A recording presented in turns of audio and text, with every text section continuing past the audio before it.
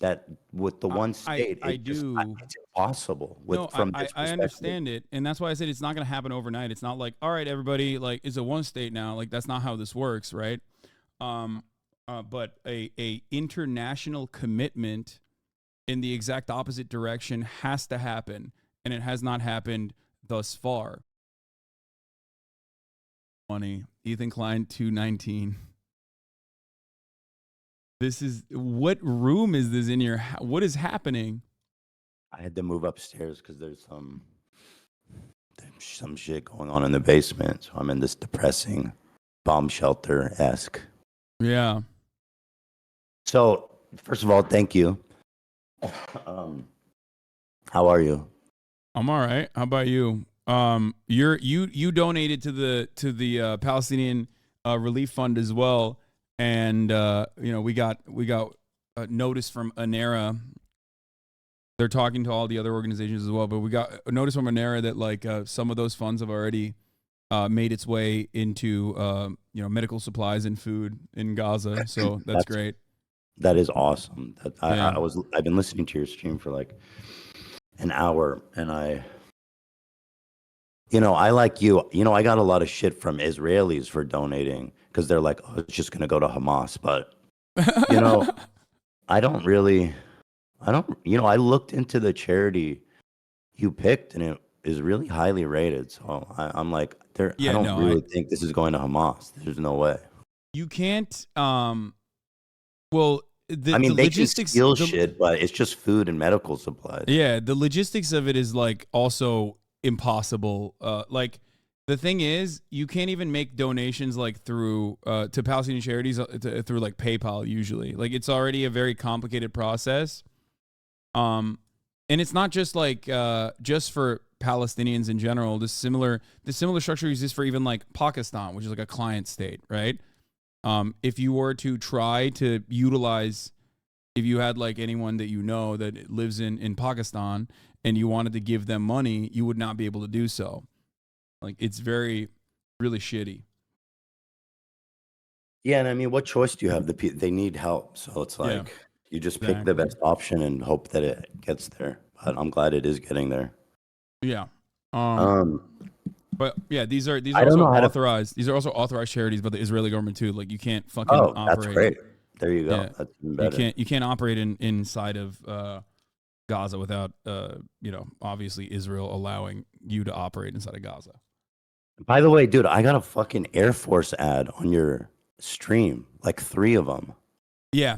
That's crazy. They pump that shit pretty hard, which I feel like is so funny because I think it's because it's like this is politics, so they think like, oh yeah, people will love this, but it's the least susceptible audience that you could possibly give Air Force ads to. Definitely. That is true. I just thought it was pretty outrageous, but you're right. I don't think they're converting anyone in your audience. Yeah. There's the Marine Corps too. So basically, I wanted to talk about specifically the one state versus two state solution.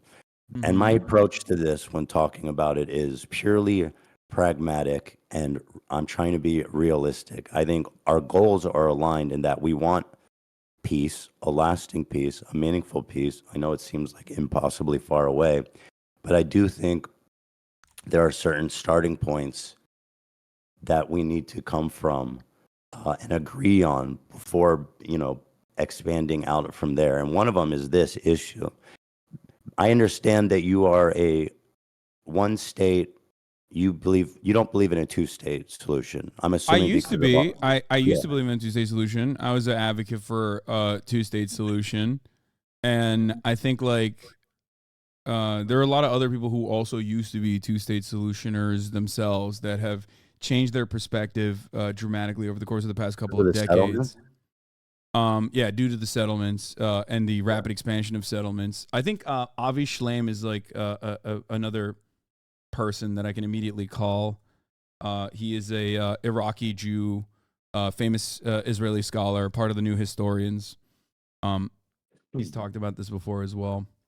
By the way, when you talk to someone, I can't see you, and the stream is delayed. How do you usually do this if you're calling in? Oh, I mean, it's fine if I can't see you. It'd be better though. Usually, I just don't The reason why I don't show myself is usually because I screen share with whoever I'm on with stream. Like, cause like we'll look at like Ben Shapiro videos or whatever. Oh, So it okay, doesn't really matter. that's cool. That's cool. Yeah.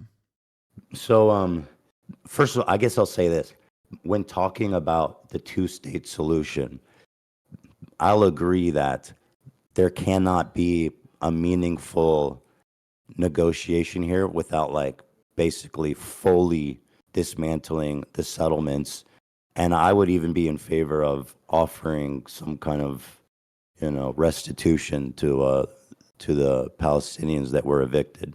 That's a Yeah. big ask, obviously, but I Yeah. do believe that that is the right thing to do in this agreement. So we can start from there, right? Yeah. Yeah. No, reparations is like, well, reparations is not only uh like moral right in this situation. I think it also is like logical to do, specifically so that so that there is like less tension and it's a more viable solution. And last but not least, reparations in this process is also a matter of international law. I guess the only thing that is up for contention is that the Israeli position on the matter is, we'll just hold off on negotiations as best as possible while we do settlements. But also simultaneously is the notion that like actually other Arab states should be giving reparations to the Palestinians as well. Like we shouldn't be bearing the burden of the reparations because it's their fault, because like their position is that the Nakba didn't happen and that there was no ethnic displacement and the Palestinians voluntarily left. This is the Israeli government's broad position. Oh, Obviously, yeah. there's Well, varying degrees. Yeah, obviously we would need a completely different cabinet as well because Oh, yeah, the of one right course. now is, I mean, I believe that Netanyahu and his cabinet are, one side of the same coin with Hamas. They're both obstructionists and violent fucking lunatics.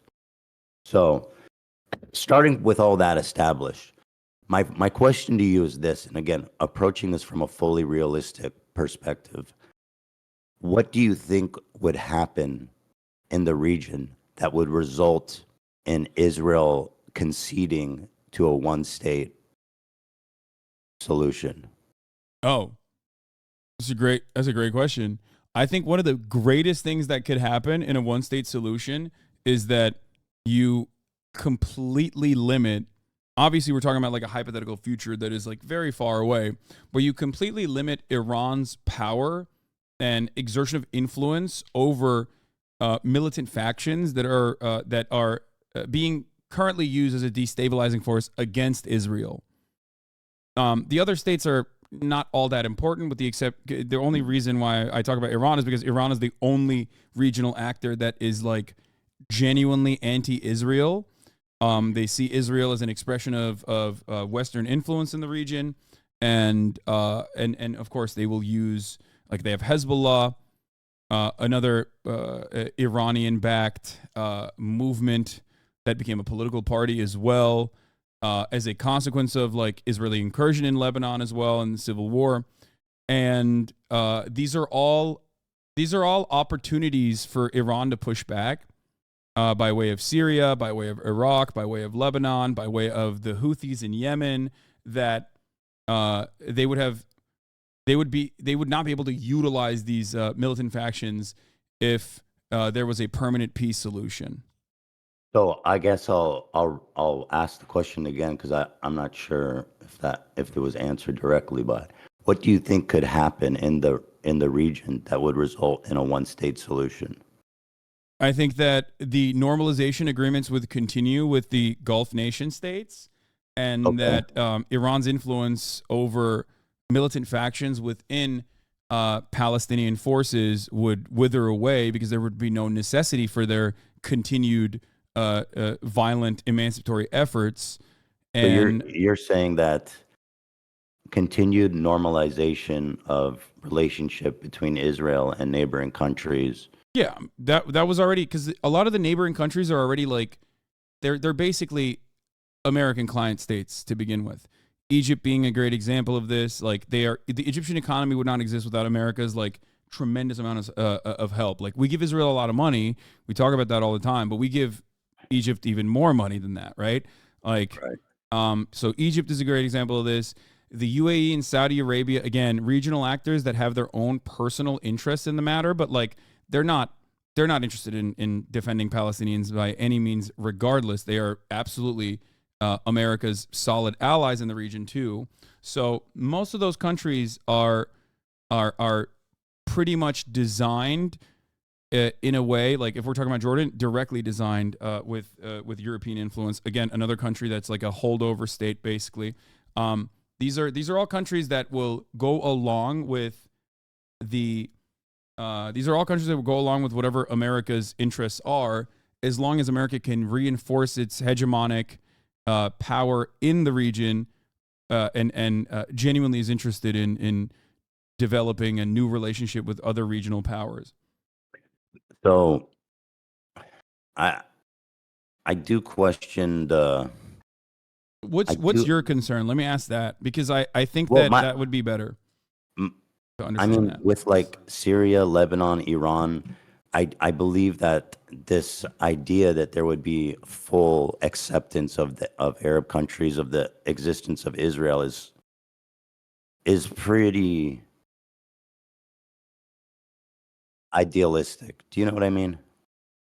Oh, you think you're saying that you're worried that Lebanon and Syria and other regional actors that are backed by Iran, Yemen being another one, the Houthis, would not accept an Israeli state if Palestinians were absorbed into it, and would be a singular state with Palestinians getting like democratic. But it's not that. It's there would need to be some meaningful and, I mean, something we've never seen happen in that region ever before Israel would say, okay, we're going to dissolve our state.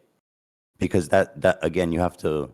My concern is that people that say they want a one state are basically, in a non-starter conversation. It's unproductive almost. I find it so unlikely to happen. So, Well, like the other issue is like, so first can I cut in here real quick before we move on from that? So there already is a one state. Like, the way I see it, the actual legitimate reason as to why I don't believe in a two-state solution any longer is because there is a one state, right? And that one state is an apartheid state. It's a constant Israeli occupation in the West Bank and constant control over Gaza as well, which has been a demonstrable failure for Israeli security, obviously.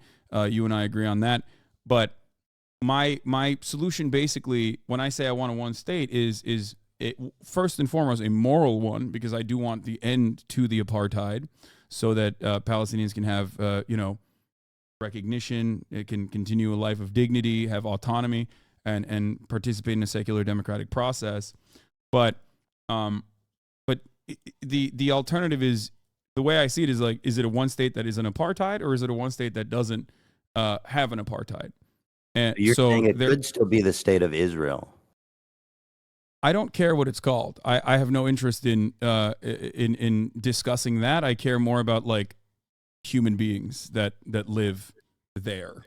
I guess, it's like this idea that of Israel normalizing relations with all of their neighbors is just like, when can that ever happen? Because if we're going to have a conversation like right now about, the best path forward to peace for both groups, that just doesn't seem like.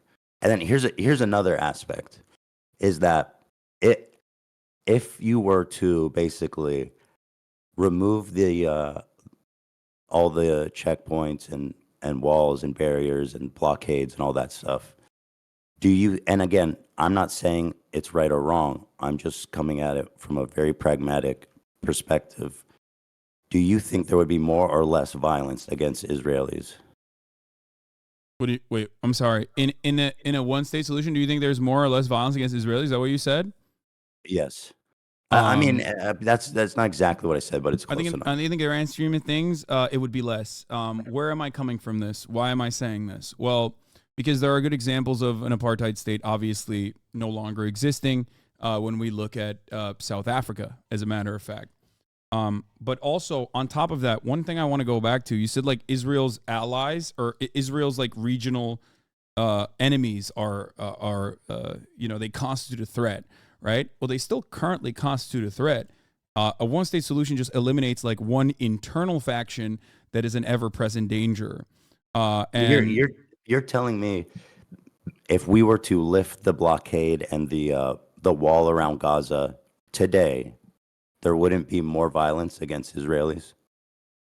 I 1000% look to what has happened in the past throughout history in similar formations where there was like a lot of things that we consider to be completely morally unjustifiable. That restoration process often will lead, almost always has historically led to less violence than the violence of the maintenance of this process. Because you're asking violence against Israelis.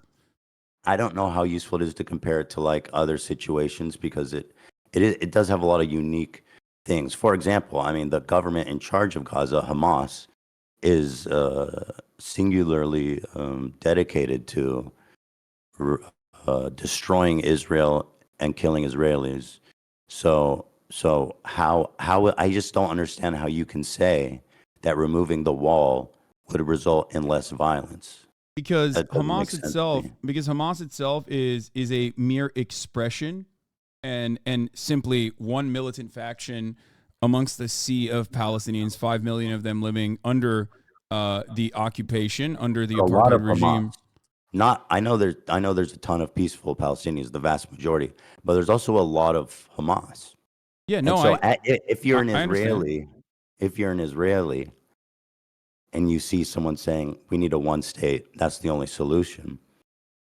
The Israelis are going to see, okay, we're going to remove our walls, we're going to remove our checkpoints, and it's going to be suicide bombs in our cafes and buses again within the matter of days. Well, with the walls and checkpoints, October 7th still happened, right? So it's more of a matter of like it's more of a matter of whether the ceasefires have worked successfully. And usually the ceasefire process is, even though it is led by Hamas on the Palestinian front, is still relatively successful. That's one thing. But I do think that comparing this to other historical events is important because, I mean, chattel slavery was truly a continued form of unimaginable, untold amounts of genocidal struggle, where African people were ripped away from their homes. You know the stories. I don't need to tell you about that. But then in the Reconstruction process, there was a similar fear that what if black people that were now newly freed would turn around and treat white people in the same way that we had historically treated them. No such thing actually occurred in that process. And as a matter of fact, the real violence that came after that was conducted by the KKK, a desperate attempt to restore the racial hierarchy, the racial pecking order in the South was established by the militant factions. I know there were isolated incidents of slave revolts where they kind of took over the plantation and killed the master and stuff. But I mean, like Nat Turner. Has there ever been a organized group of black terrorists that were, launching attacks on basically, I mean, civilian, I guess, whatever. Yes. But I mean, not okay. Who? When? Well, I just gave you one example, but then also specifically in apartheid South Africa, the ANC. In the beginning of the 60s, under Nelson Mandela, decided to take up violent means because they had tried and exhausted all peaceful options of civil disobedience. Originally, they chose to oppose the apartheid by engaging in mass actions and trying to get mass arrests to cripple and dismantle the carceral system in South Africa. So that didn't work. Thousands were arrested. Then there was another riot where police opened up live fire and killed 69 black protesters against the apartheid from the ANC. And then after that, there was a shift into more militant resistance against the apartheid. And the violence from the ANC, just like the violence from the IRA in the Troubles, was not only, it wasn't directly against I was asking about military American positions. slavery. but the truth is, I'm not super. I've been learning a lot about Israel Palestine, and I don't know as much about like a South Africa apartheid. So let's just stay on, I guess, focused on the, because I just, to be frank, I don't know what you're citing, so it's not helping me much. Well, the But reason why I'm signing that is because you said, like, is there a way? And I'm giving you historic examples that aren't that far off, whether it be the Reconstruction period, but that is too far off if you don't want to think about that. ANC's actions and activities that put Nelson Mandela on the terrorist watch list until 2008 were against civilian populations as well. They engaged in okay, so bombing listen, campaigns. I'll concede that it's possible as a result of what happened in apartheid in South Africa, but in Israel, as it is now, I don't think you could convince a single Israeli that removing the blockade and borders checkpoints wouldn't result in immediate violence against them. And that's why I believe it's a non-starter. I don't think you'll ever convince Israel to basically dissolve their state and remake it as one state. I just don't think Israel would ever do that, ever, like ever. I don't It disagree would with you. never happen. The only way that would happen is beside force, which is why I asked in the beginning, what could lead to Israel willingly dissolving its country and agreeing to create a one state country, short of just annihilating massive amounts of Israelis in an all out war. I don't see any other way to do it. No, I think that no, the way to do that the enforcement mechanism would be international pressure, but most importantly, the number one most important party at play here, the United States of America. Now, the reason why I talked about the ANC or South African apartheid is because Israel and South Africa were allies in that same time frame, and they relied on one another quite effectively during the Cold War as well. And also, I personally believe that Israel saw what happened during the South African apartheid and vowed not to repeat those mistakes in order to continue being a ethno state, a Jewish ethno state, and maintain an apartheid structure in occupied territories. So that's the reason why I think it's important to draw this parallel. And it's also important because that's how international pressure worked in that situation. It's a very successful and very recent example of an apartheid regime ending with international pressure, specifically with American sanctions. What's up?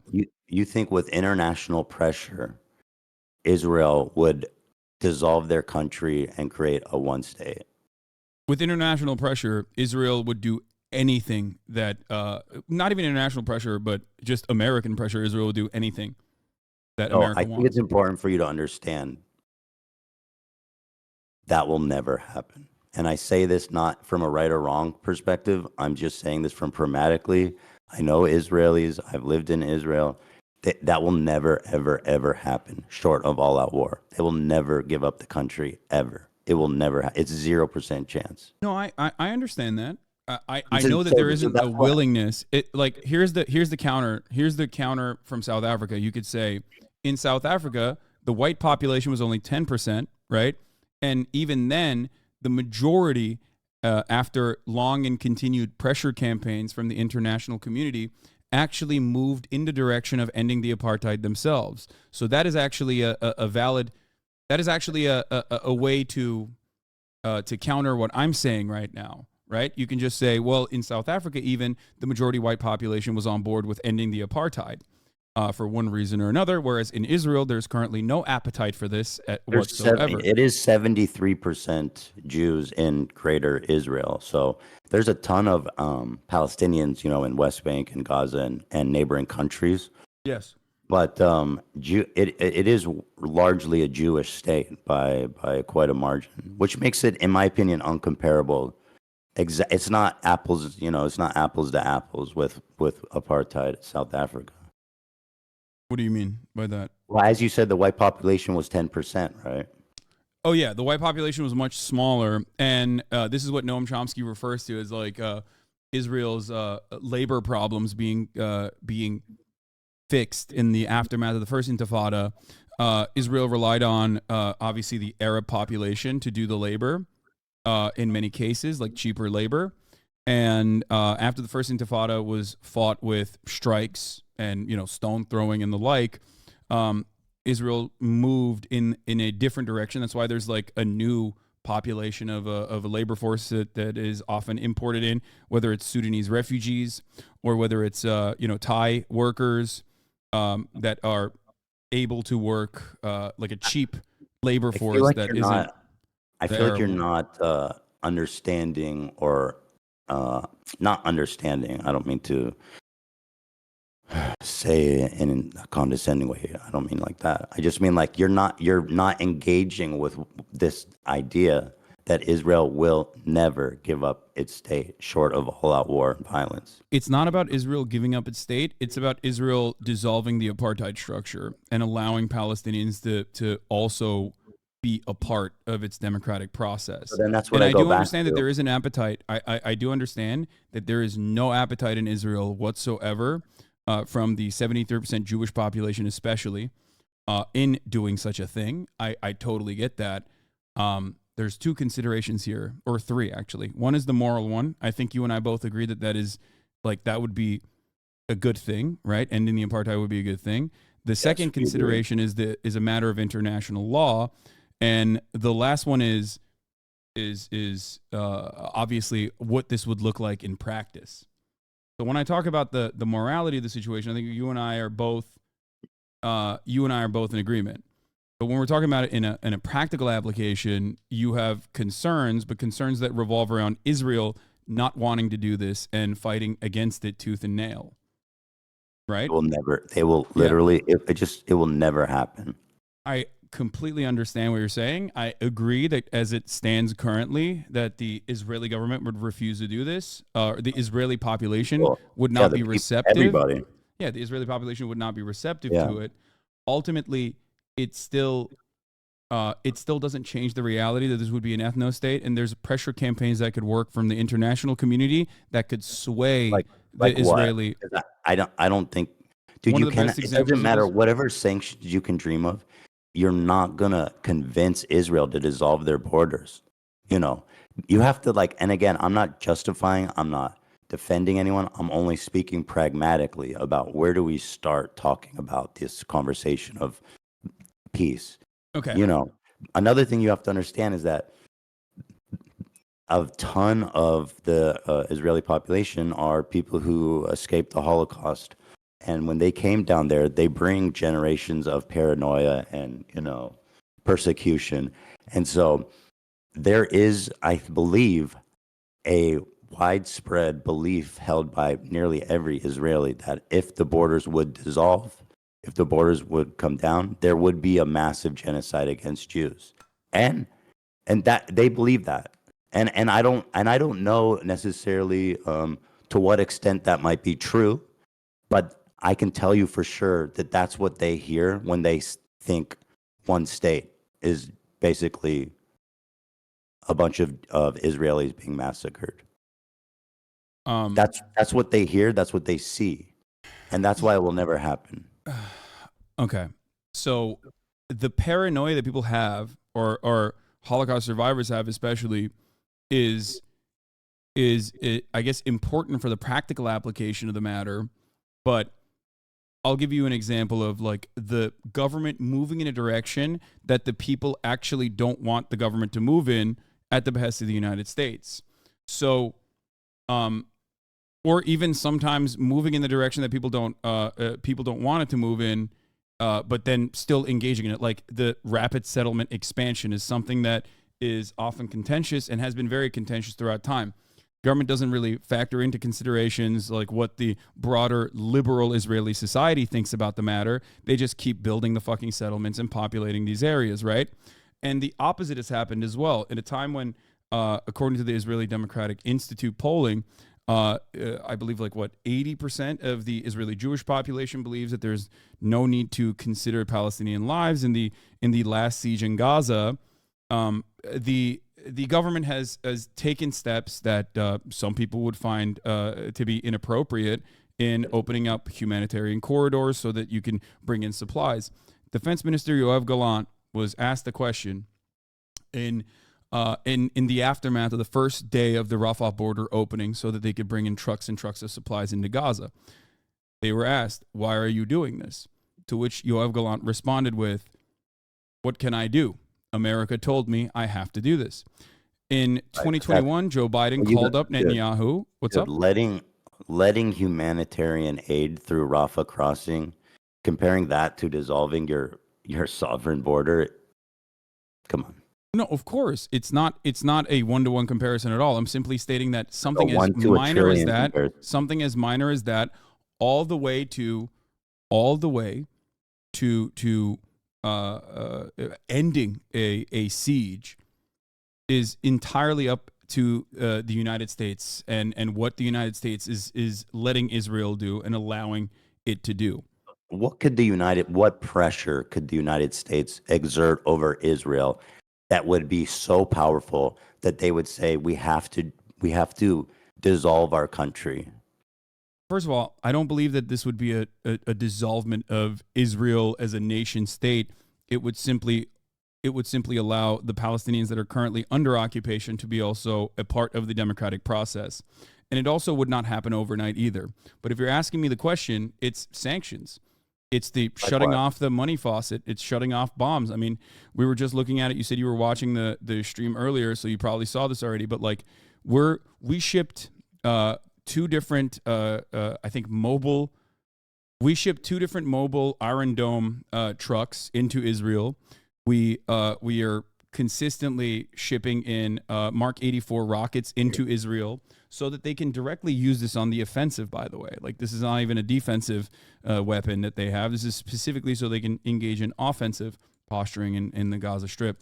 So without America's involvement, Israel would not be able to behave in the ways that it has so far.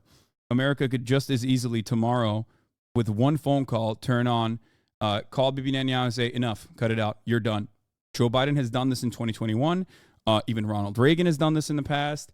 George W. Bush has done this, or George H.W. Bush, sorry. So we have a lot more say on what Israel gets to do than vice versa. So your statement is that if America stops selling Israel bombs and arms, then they will, I say dissolve the country because, again, that's how the people in Israel are going to view this. Mm-hmm. It won't be the same place, for them. And to them, their security is paramount. We're not selling the weapons, we're just giving them weapons. Okay, so you don't think that Israel could get bombs from other places? Certainly, but Israel is our ally, and Israel relies a tremendous amount on U.S. aid, right? To the tune of $4 billion, but also Israel engages in a lot of trade. For example, in 2013, Israel was offering weapon schematics, U.S. weapons to China. America stopped that, right? So like Israel does have global partnerships, but many of those global partnerships are still almost entirely managed by the United States. So the way I see Israel is not necessarily like an independent nation state, but simply like an American state, a very important state too, like not like fucking Montana, like an actual American state that Americans care about, more like New York. We love the people from Montana. We kid them, but we love them. But so for that reason, America has complete control over Israel's trade relationships. Obviously, there's like, there are obviously times when, some Israeli actions will over leverage or overextend itself that like Americans will get mad at, but ultimately they're still fine with it. Like Pegasus. Are you familiar with Pegasus is? Yeah, of course. And Israel, and I'm sure there's lots of other countries that would happily love to use that in exchange for any fucking thing that Israel wanted, if there was to be their ties to be severed. Yeah, so like America has been very critical of the Pegasus software, right? Like because it's so invasive, the surveillance technology, and yet America also uses Pegasus. So like it's more so, it's almost always this like, hey guys, don't do that, and like finger wagging publicly while simultaneously, helping So Israel I continue think doing whatever it's doing because it's beneficial America's to us. influence over Israel is great, but I think it's absolute. n- I mean, Israel was fighting to defend itself before America gave a fuck about the region. So I don't see. I genuinely think that it will never happen. Even if America was like, I'm cutting your aid, this relationship is over unless you open the borders and create this new state. It I would. think It I would think be before no. It before would America it never was the happen. British. Before America, I think it was the British, and No, there were after the British were gone, after the Palestinian Mandate, and the British said, "Fuck this, I don't want to deal with this shit." The Jews were fighting to defend their themselves and their new place in that area from the very beginning, with no help from anybody. That's not. I mean, that's not true. They were shipping in weapons. Even under British occupation, they were still shipping in weapons This is illicitly. after British occupation. I'm talking about like But also, but also, 1948. Who was supporting Israel in 1948?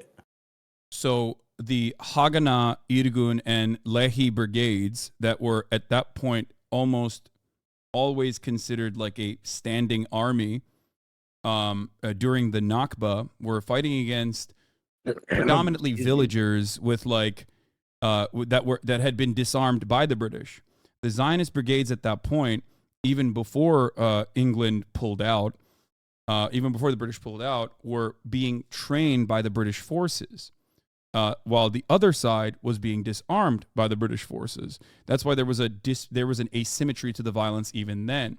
Over the course of the years, but specifically during the Nakba as well, 6,000 Israelis died, whereas 15,000 Arabs died, with 750,000 Arabs being Palestinians being expelled from their homes. The reason for why this happened wasn't because you had rugged fighters or whatever. I mean, they were great fighters too, but it was also because it was a broadly civilian population that was being slaughtered, and by a militia force that was trained, had weapons, had even a plane, had armored personnel carriers, whatever it looked like back then, and had much better weapons as well. So I mean, listen, what this stuff is just not comparable. I mean, if you look at the United States during 1948, there was an arms embargo during the time. Um, yeah, and they sent in illicit weapons into Israel regardless. That's what I was talking about. They got it from France and they got it from many other areas.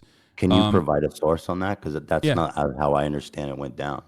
Okay. I Yeah, I can understand provide that you a they got source. some help and weapons from like Czechoslovakia was selling them rifles and shit, selling it to them. You know what I mean? There wasn't a Yeah, lot of countries that were willing to sell them anything, but but Czechoslovakia was. yeah, there was an arms embargo, which meant that they were acquiring illicit weapons. Yes, this is true. From many different countries. However, beyond that, they also had access to British arms as well. That's why they had like armored personnel carriers, tanks. Not many, but ultimately you were fighting against a civilian population that was almost completely disarmed, regardless. I mean, the Egyptian army was considered one of the best at the time of that war. Well, not necessarily, it seems, but Why? Because they lost, but they were. I mean, they were considered one of the best armies in the world, which is why the war was so thought to be like, oh, this is going to be an easy dub for the Arab I countries. don't I don't think that they were.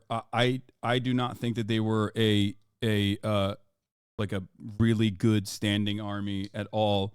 I think that Based on the what? overarching.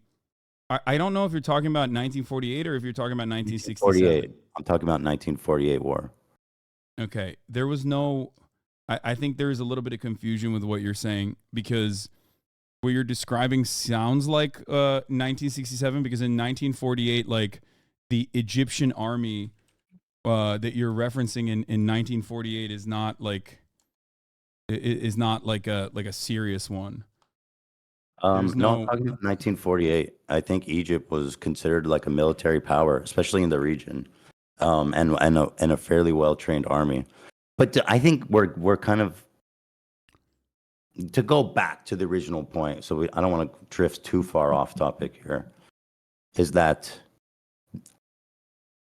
Israel, if it has to, will definitely go its own way before it dissolve its borders. Like I hope, I really want people to understand how impossible, how that will never ever ever happen. And again, not defending them. I'm not I'm not justifying anything. I'm just speaking pragmatically. You have a people who are coming from this systemic genocide, coming and getting their own borders here, right or wrong. Again, just being pragmatic. They have a massive, well-trained standing army of the whole country. They have nuclear bombs. They're fucking crazy, dude. They will, and they do believe that dissolving the borders would be a second genocide. They believe that, all of them, almost all of them, I'd say. And Yeah. so you have to reckon with this reality that with the one state, I do. it's impossible No, from this I perspective. understand it, and that's why I said it's not going to happen overnight. It's not like, all right, everybody, like it's a one state now. Like that's not how this works, right? Um, but a international commitment in the exact opposite direction has to happen, and it has not happened thus far. Well, Like, then even, I mean, a good question even then is like, do you ever even think that's possible before we can even get to the idea that we need to exert pressure on Israel from foreign forces? I think that um, there's a reason why there is a steady flow of propaganda into the Western world that the Israel Foreign Ministry cares about a lot, because they want to maintain a posture that is broadly supported by the Western world. And I think that dam has been breaking since 2021, once like B'Tselem, Amnesty International, Human Rights Watch also all officially declared Israel to be an apartheid state. In my opinion, it was decades late, but yes, over time, as the brutality of this regime continues to get worse and worse, more and more people will, in my opinion, keep continuously protesting Israel's actions, and will push for more push to get Western leadership to pull support away, and ultimately even move in the direction of sanctions.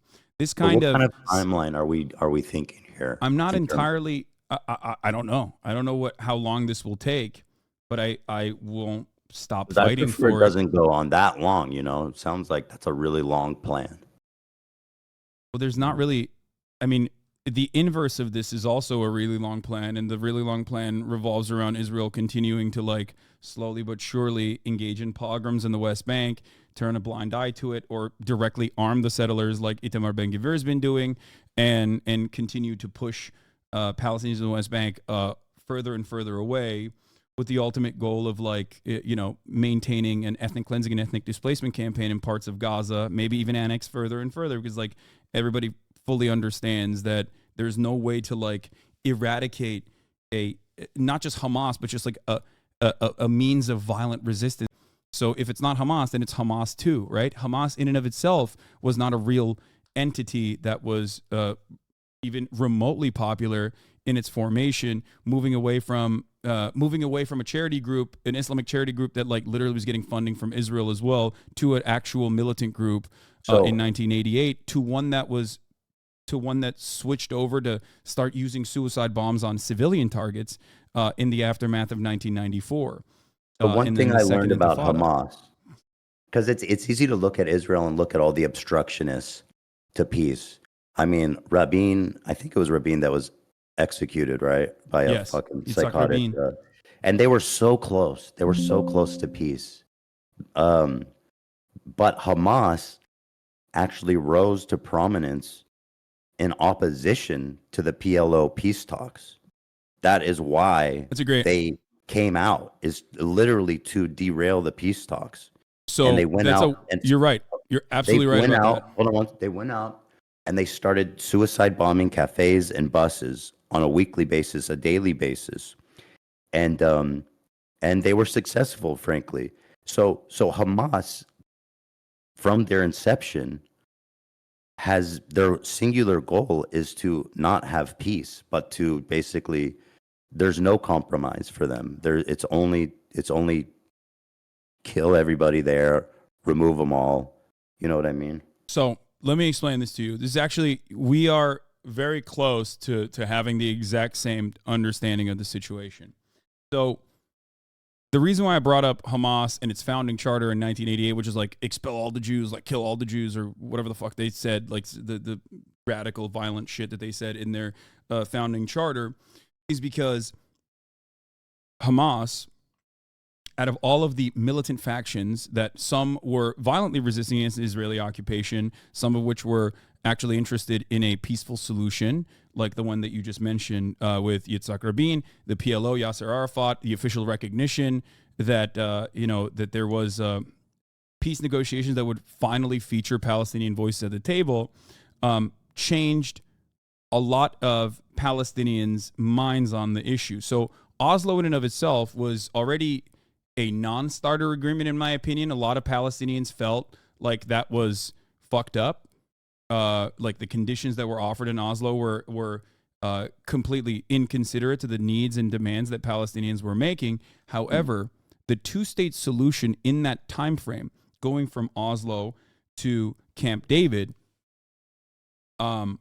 is directly responsible for Hamas gaining more prominence amongst the Palestinian population, never really being anywhere near close to the level of popularity that Yasser Arafat enjoyed in the first elections that happened, which was an 83% governing mandate, unimaginable popularity, which to me signals that the Palestinians were always on board with believing that Israel would offer them a favorable negotiation. And yet, time and time again, every single Israeli government, every single negotiations committee utilized the two-state solution, dangling it like a carrot, simultaneously offering very little to the Palestinians, having red lines that were considered non-starters for Israel, like Israel's own demographic concerns, while maintaining while simultaneously expanding rapidly and partitioning off different parts of the West Bank, which was occupied territory. So from the eyes of the Palestinians, they saw this as yet another instance where, okay, well, we're trying to negotiate with Israel. Yasser Arafat is trying to negotiate with Israel, and yet they're not giving us anything. They keep pushing us. They keep blocking and pushing, and using this as a means to continuously build settlements and continue pushing out Palestinians in the West Bank. And that's precisely what happened over this decade, multiple decades long process. So I do not fault Palestinians for looking at the situation and thinking, well, what the fuck are we supposed to do? Another turning point was obviously the Israel pulling out of Lebanon. This was another pivotal moment where a lot of Palestinians were like, okay, well, Hezbollah violently resisted Israeli occupation, and that occupation became too costly for Israel, so they had to pull out. Meanwhile, on the other hand, we are still occupied, and our leaders are trying to work with Israel, and the leaders that are trying to work with Israel have been given weapons, have been given training, and then they use those weapons and that training to maintain some semblance of civil governance, but that civil governance isn't actually real civil governance. It's simply being used against Palestinians. So that is the reason why Yasser Arafat's influence waned over the course of this multiple decades long process, where everyone saw him as an incredibly corrupt figure by the end of it, and were looking for any other option that would possibly offer them real emancipation, real results. The goal for both Hamas and any other violent movement has never been to wipe out every Jewish person around the world or whatever. And it's always to make this occupation as costly as possible. This does not mean that they're good guys. I would not say that. I do not agree with Hamas. I think that their actions were very brutal, especially on October 7th. Okay. But having said all of that, The goal always is for them to make this occupation as costly as possible so that Israel cannot maintain it. Right. But again, I'm not, again, without drawing conclusions about who's right and who's wrong. Broadly, I agree with the Palestinians. I think it's worth saying in terms of them being fucked over, obviously the hardest, and being the most entitled to peace and reparations and land and stuff. But again, okay. Let's go back. So Hamas was created in opposition. You say the peace talks back then wasn't even realistic. So Yeah. this is during the most magnanimous time in Israel's history, where everybody thought peace was possible, and even the beloved prime minister, who was considered a dove, was the offer. And so again, not good enough. However, Well, yeah. there's Well, however, the dove himself was like hold on. you know, However, he was okay. However, looking at now, I'm just being real. Like, you have to see how impossible it is. It's just a non-starter. It's just a non-starter with Israel. It will just never, ever, ever happen. And another question I have to ask you, I guess, going along, is like, do you think a lasting peace is possible while Hamas is in power? I think that in order for Hamas to actually be dealt with appropriately and for it to no longer exist, the major goal of Hamas needs to be eviscerated, which is a secular democratic republic would completely destroy any kind of legitimate need for violent emancipation. It's over at that point. There's no, like, without the apartheid, there's no reason for any of this to exist. You're saying if they lift the blockade, Hamas will just dissolve. Hamas in and of itself is already not a very popular entity, both in Gaza, but I guess ironically a little bit more popular in the West Bank as years have passed by. The only group that is less popular than Hamas in the eyes of Palestinians, however, is the Palestinian Authority. To me, this is Israel's arrogance, the way that the Israeli governments under Netanyahu and under even more peaceful, supposedly more dovish leadership like even Ehud Barak, the Palestinian Authority has always been used as a part of the Israeli security apparatus. The Palestinian Authority collaborates with the Israeli government. They actually give up resistance members. They literally give up random Palestinians to the Israeli government so they can be unlawfully detained. This, of course, has created in the minds of Palestinians a anger towards like the one group that is supposed to be collaborating with Israel. Israel had every opportunity throughout this time frame to show that the secular Fatah party was actually not simply a cutout that is simply there to oppress Palestinians, but with a Palestinian face, but instead like offered genuine security assurances, genuine security commitments, and a good faith interest in like not continuously expanding in the West Bank. But they didn't do that. They did the exact opposite, dangling the two-state solution as a carrot while simultaneously continuing on with their expansive policies in the West Bank. I don't believe you answered the question. Do you think a lasting peace is possible while Hamas is in power? Hamas will not be in power if there is lasting peace. That's my point. Okay. So you're saying, well, no. The lasting peace doesn't come first. First, you have to deal with Hamas. You cannot deal with Hamas by bombing Gaza. You can only deal with it in it's a political problem. So Hamas how do you do politics with a terrorist group like Hamas? Well, Israel has done politics with Hamas many times over. There has been ceasefires in between time and time again. So that's not even even if we're having this conversation, Israel itself has been able to. First of all, agreeing to a humanitarian ceasefire. No, I'm not talking about like a humanitarian pause. I'm talking like ceasefires in between different sieges that have occurred into Gaza. Okay. A ceasefire is different from having a peace partner. Right. A ceasefire is different than having a peace partner, but that is one form of negotiations, is what I mean. And okay, so also, not only that, it's such a big difference. I don't think it's fair to say that Okay. Hamas I would mean, be a there's good more. There's partner in more. peace with Israel. You think There's Hamas would be a good partner in peace with Israel?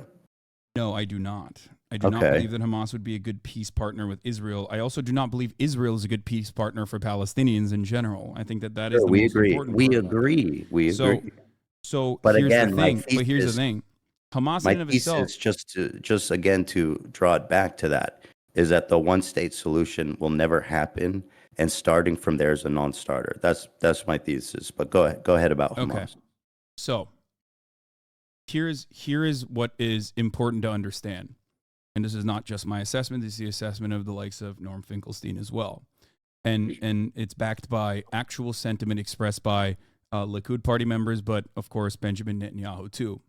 Hamas's and its existence as a violent Islamist fundamentalist cutout greatly benefits thwarting any kind of Palestinian nation state project. This is not my design. This is the design of the Israeli government. This is something that Benjamin Netanyahu has openly mentioned time and time again as well. Last time around in 2019, where he said, if you want to thwart a Palestinian nation statehood, what you must do is only govern against Hamas, because everyone sees them as terrorists. Everyone sees them as violent Islamist fundamentalist terrorists. And we can always deal with Hamas because we control how high the flames go. Who else is there to talk to? There are plenty of first of all, there are actual leaders within the Palestinian movement that you could prop up, like the Palestinian Authority, instead of utilizing Fatah as That's what that's what they want to do. But like, I no, mean, they don't want to do that either. they want to. I think the goal is to remove Hamas and install the Palestinian Authority. But yes, but the I Palestinian don't Authority think is deeply unpopular and is seen as a the puppet of the the Israeli Gazans government. will not accept the PLO because they'll look like stooges to the Israeli government. Yes, because they are. They are the stooges So of the then Israeli who? So government. then who is leading these? So if the wall is lifted up, Uh-huh. so who's in charge? Is it Hamas? Is it the PLO? How how is this At happening? the, What? at this stage, before the walls are lifted up or anything, what needs to happen is a ceasefire. Okay?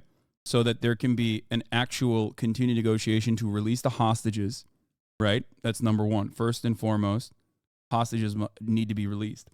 So first you need to do a ceasefire. Then you need to do a prisoner swap, a hostage release for the I think you're starting Palestinians too that are far back. Let's just okay. go to the point where Okay. you know what I mean. And then We're doing beyond yeah. that, what needs to happen is just like it happened in 2006, which was genuinely disastrous, even though it was a Bush-backed election. Elections need to take place so that, and Palestinians need to get security assurances from the state of Israel.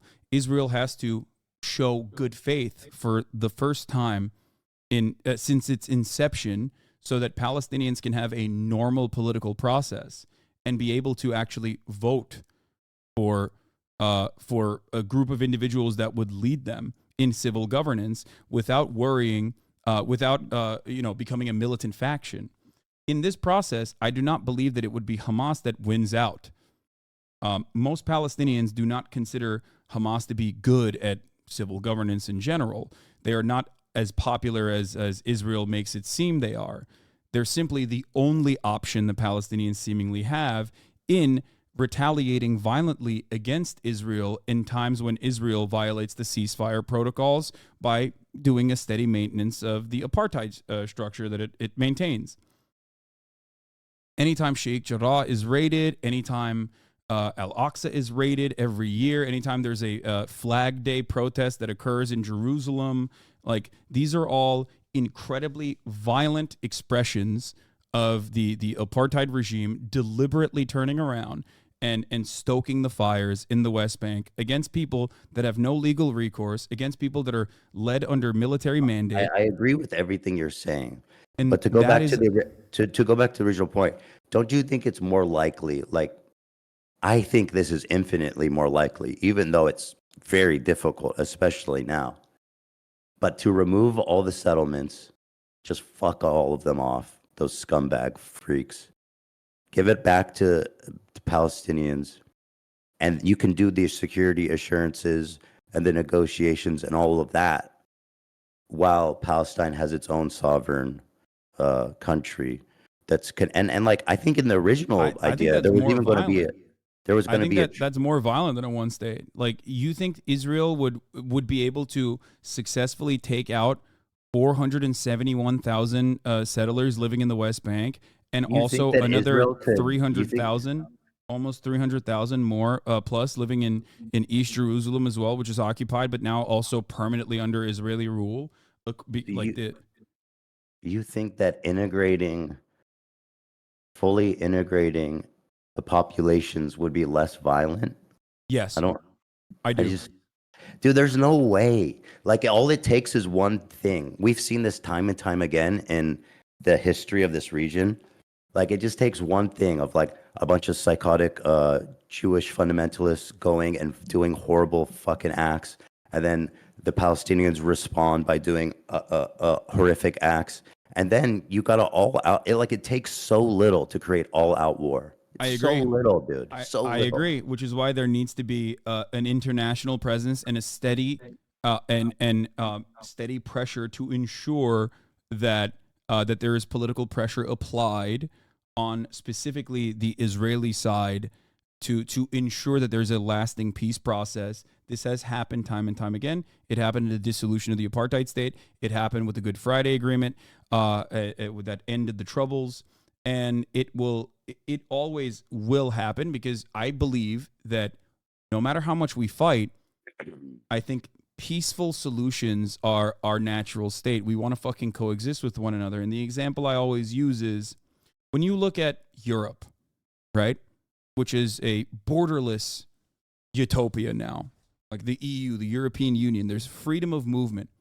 Those guys have fought one another since the cousin fucker days for far longer than they've actually peacefully coexisted with one another. And now it seems impossible to think of a time when these guys would kill one another for 100 years, right? I mean, World War II happened not that long ago. The Holocaust happened not that long ago. And now when you think about it, Germany can peacefully coexist with all of the other surrounding countries. So is that the timeline we're on, like 100 years or something? it would take multiple decades, but it's not like, I mean, it happened almost instantaneously after World War II. I mean, when you look at like civil governance in Germany, it was almost instant. You mean after a horrific world war where like tens of millions of people died and countries were forever changed and traumatized, then they were able to create a lasting peace? Yes.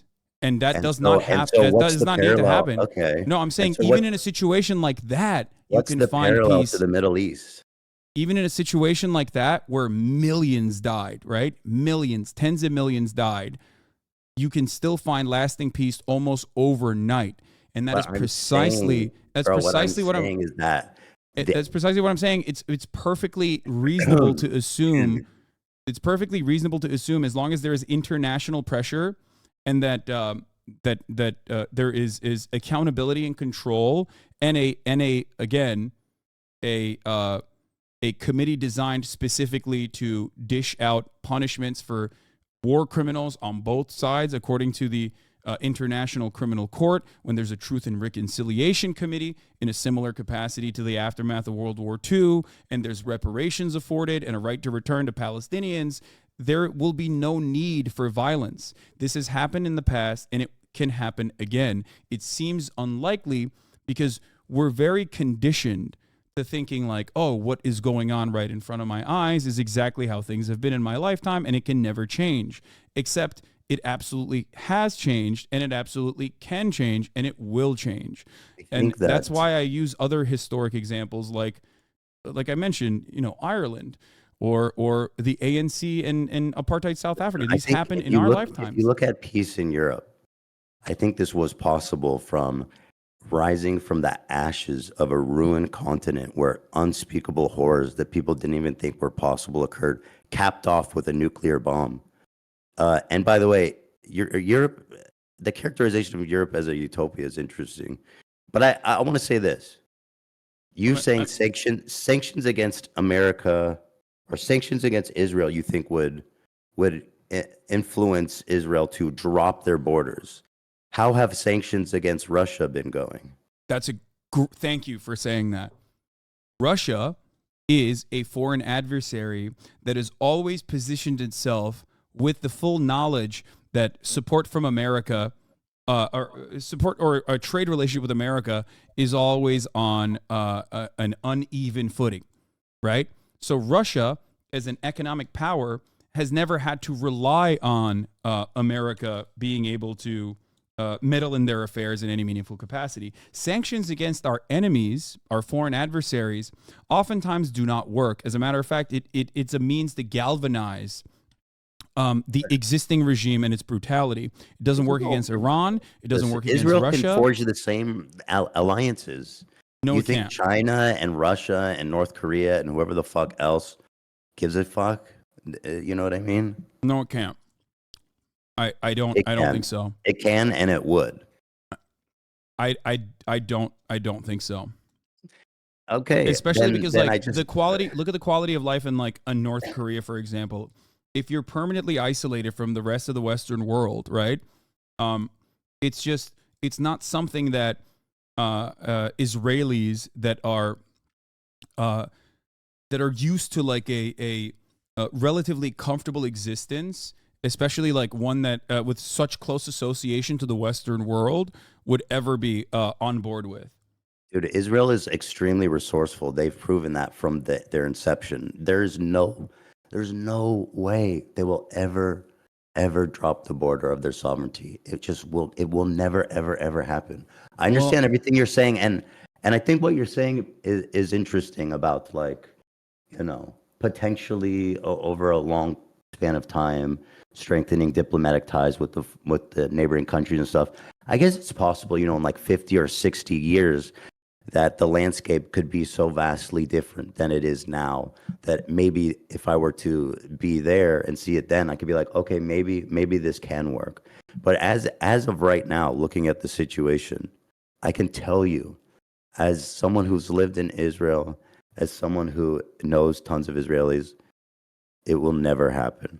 The Jews, they said, they came out of Europe and they said never again. I know a lot of people find it ironic because of what they're doing to Palestinians. I'm not defending them, but they believe that. They went to Israel and they hold on, and they said never again. And they fucking made nuclear bombs and they made a big ass army, and they fucking believe that shit. Trust me on that. Do you know what I mean? Yeah, no, I do trust you. I hear it. I see it. I know. You cannot maintain a apartheid regime without like a steady flow of constantly reinforcing that through propaganda. A steady flow of propaganda is a necessity. That's precisely the reason why a lot of these positions are learned and reaffirmed time and time again. And I completely understand that. I'm just simply stating that like that perspective can be dealt with through the things that I just mentioned: the Truth and Reconciliation Committee, an honest effort in international pressure and international support, where it's an absolute necessity. Because the other side of this process will be assuming that the Palestinians will be quietly ethnically cleansed without like the international community refusing to see that in the same way that like Western leadership thinks that they can just suppress it as best as they can. This spells a lot of trouble and destabilization for Israel more than anything else. Like, Israel increases the pressure. Every single time Israel has increased the pressure, it has led to more commotion, more chaos, and more devastation for Israel. October 7th is a direct consequence of that. You can never maintain an apartheid state forever. It just doesn't happen. I want to emphasize, I'm not moralizing anything I'm talking about. I'm just from pragmatics, because, like, I don't know, if you in 1981, America was giving Israel almost 10% of its economy. Mm-hmm. Okay, in 2020,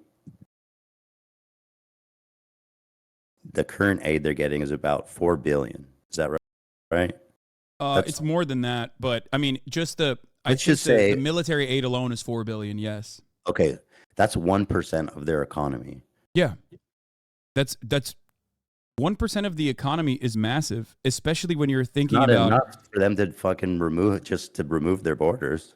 it. Not even close. No, 1% of the economy is huge, Ethan. So Think about it 1% this is way. enough. Think about it this way. Okay. The UAW strike was supposed to. The UAW strike on the big three was slated to eat away at I think like what 5% of all of the states.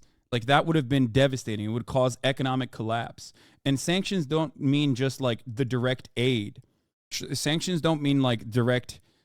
Sanctions don't necessarily just mean like all the weapons that we're giving to Israel. It also means like stopping companies from working with Israel as well. Like this is how sanctions I operate. feel like, in a sense, Israel's become, they really, with the amount of tech and like inventions and IP shit they have, I feel like it would be really hard for a lot of companies to sever those ties. And Pegasus is just one good example of it. Yeah. I understand what you're saying, but it absolutely can happen. The It's 1% is enough to convince Israel, Yeah. who is afraid that they'll be genocided. No, 1% is killed. 1% is just the weapons, the amount of weapons that we're giving, because it would be significantly more damaging to their GDP. 2%. Here, this is a good take. Yeah, Polygon go ahead. Primitive says the 2008 collapse was a 4% GDP contraction. So like that was that led to the 2008 collapse. 1% is simply just the weapons that we're giving, like the Iron Dome and things of that nature, like the Tamir interceptor missiles and stuff. So beyond that, it would be far worse than that. But also, before we even talk about like Israel's economy with American contributions, according to the Financial Times, Israel's economy is slated to collapse already. I think Standard & Poor's warned Israel even before the bombing campaign started that if they were to try to maintain a steady occupation of Gaza, that their credit rating would change dramatically, because 300,000 reservists and all of these Merkava tanks and all of the rockets that Israel is utilizing, no matter how much America gives them support, is obviously going to have a long-lasting and damaging impact on the Israeli economy. So even without like Israel's economy at this moment is already in a troublesome situation, even without boycotts and even without sanctions, just simply on its own. So I don't think that it's as I don't think that the situation is as. Again, you have to acknowledge that to Israelis, the dissolution of its border is literally the genocide of them. They will all die. That's how they feel. So whatever percentage you think matters, if it's 1, 2, 3, 4, 5, I cannot emphasize how fucking little it will matter to Israel ultimately if the question is dissolve your borders. It will never happen, ever. They think if they do that, they will all die. That's the perception in Israel. That's what they think. And you cannot convince them otherwise. You can't. No, you can, and you can.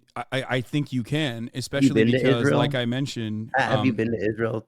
No, I have not, Ethan. But I'm not talking about. Do you know what the Israeli perspective is?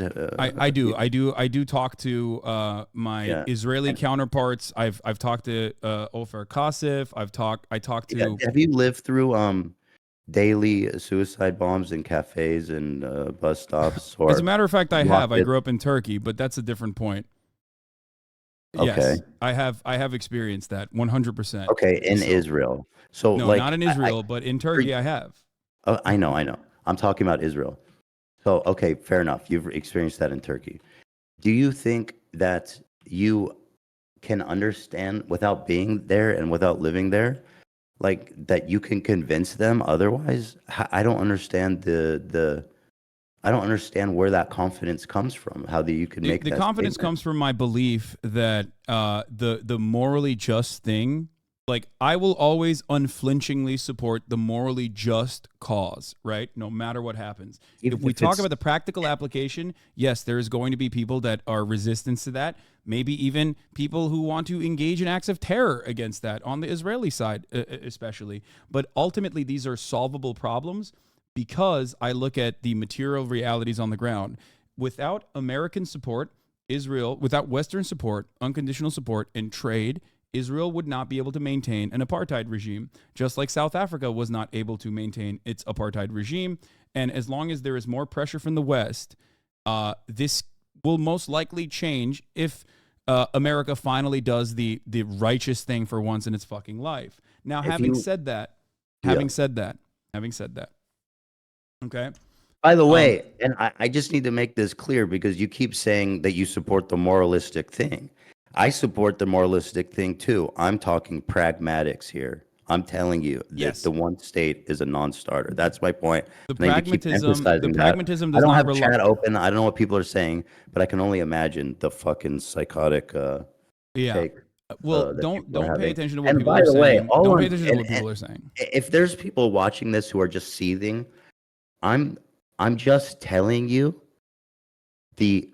this is just what it is. What I'm explaining to you is what it is. And and I believe that people need to reckon with the reality of the situation to actually approach this into a meaningful conversation. Because again, I can't emphasize how much the one state thing is impossible from the Israeli perspective. Yeah. But you talk about sanctions. I mean, if you look at Russia, Russia and Israel are not. Hold on. Russia and Israel are not the same. Of course, they're different countries.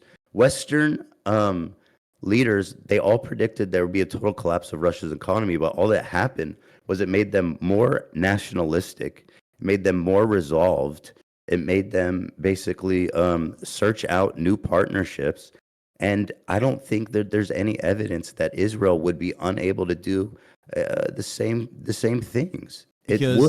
Because the only times where a sanctions regime doesn't need America. The only times a sanctions regime has ever worked is if it's threatening our allies. That's it. We can actually sanction our allies. We cannot sanction our enemies in a way that like stops them from finding a way to continue surviving with the same quality of life. Israel is a democracy for Israeli Jews, right? It's not a democracy for the Palestinian citizens of Israel. I don't know, man. What's up? I think this idea that sanctions would change anything is because it would dramatically change the quality of life. What's the evidence of that? When has that worked? I gave you the evidence. It worked in South Africa. The fear of sanctions alone and businesses pulling out of South Africa alone was enough to change the attitude on the ground. It did work. And not only that, but also I'm using this as an example because Israel was allied with South Africa, and they personally saw how successful this was in South Africa, which is why AIPAC made it. Apartheid is completely different than the situation. Why is it completely different? Okay, well, Israel, first of all, again, the Israelis believe that they will all be killed. So they're fighting for their survival. The South African white population also believe that 100%. They also have like a ton of I feel like they have a lot of leverage in terms of their everyone who has historically been the oppressor has always believed that once that oppression is not maintained, that the retribution will be just as violent, if not worse. And history has never shown an example of that in the way that it actually has like been an incredibly violent retribution. Like, so you're saying, are you saying sanctions was singularly responsible for ending apartheid? No, of course not. And so what percentage of it would you say? I don't know what the exact percentage with the sanctions would be, but all matter of conflict ultimately ends with a peaceful solution. No matter how violent the conflict is, it ends up with a negotiations process, right? So I don't know what the exact percentage. I don't know what the exact percentage of the sanctions was, but of course, on the ground, violent actions was also a major factor in making this apartheid as costly as possible. But yes, international support being pulled out of South Africa was a gigantic burden for the South African economy, which forced the hands of South African politicians that wanted to maintain the apartheid into, making a new arrangement finally. Do you think the global politics, geopolitics is that we see in the world today is comparable to what we saw then? No, because I think the collapse of the USSR also was playing a role in that process Because for don't you sure. think that like there's different allegiances and groups of nations forming, and you know one of them will take in Israel. There's just no shot.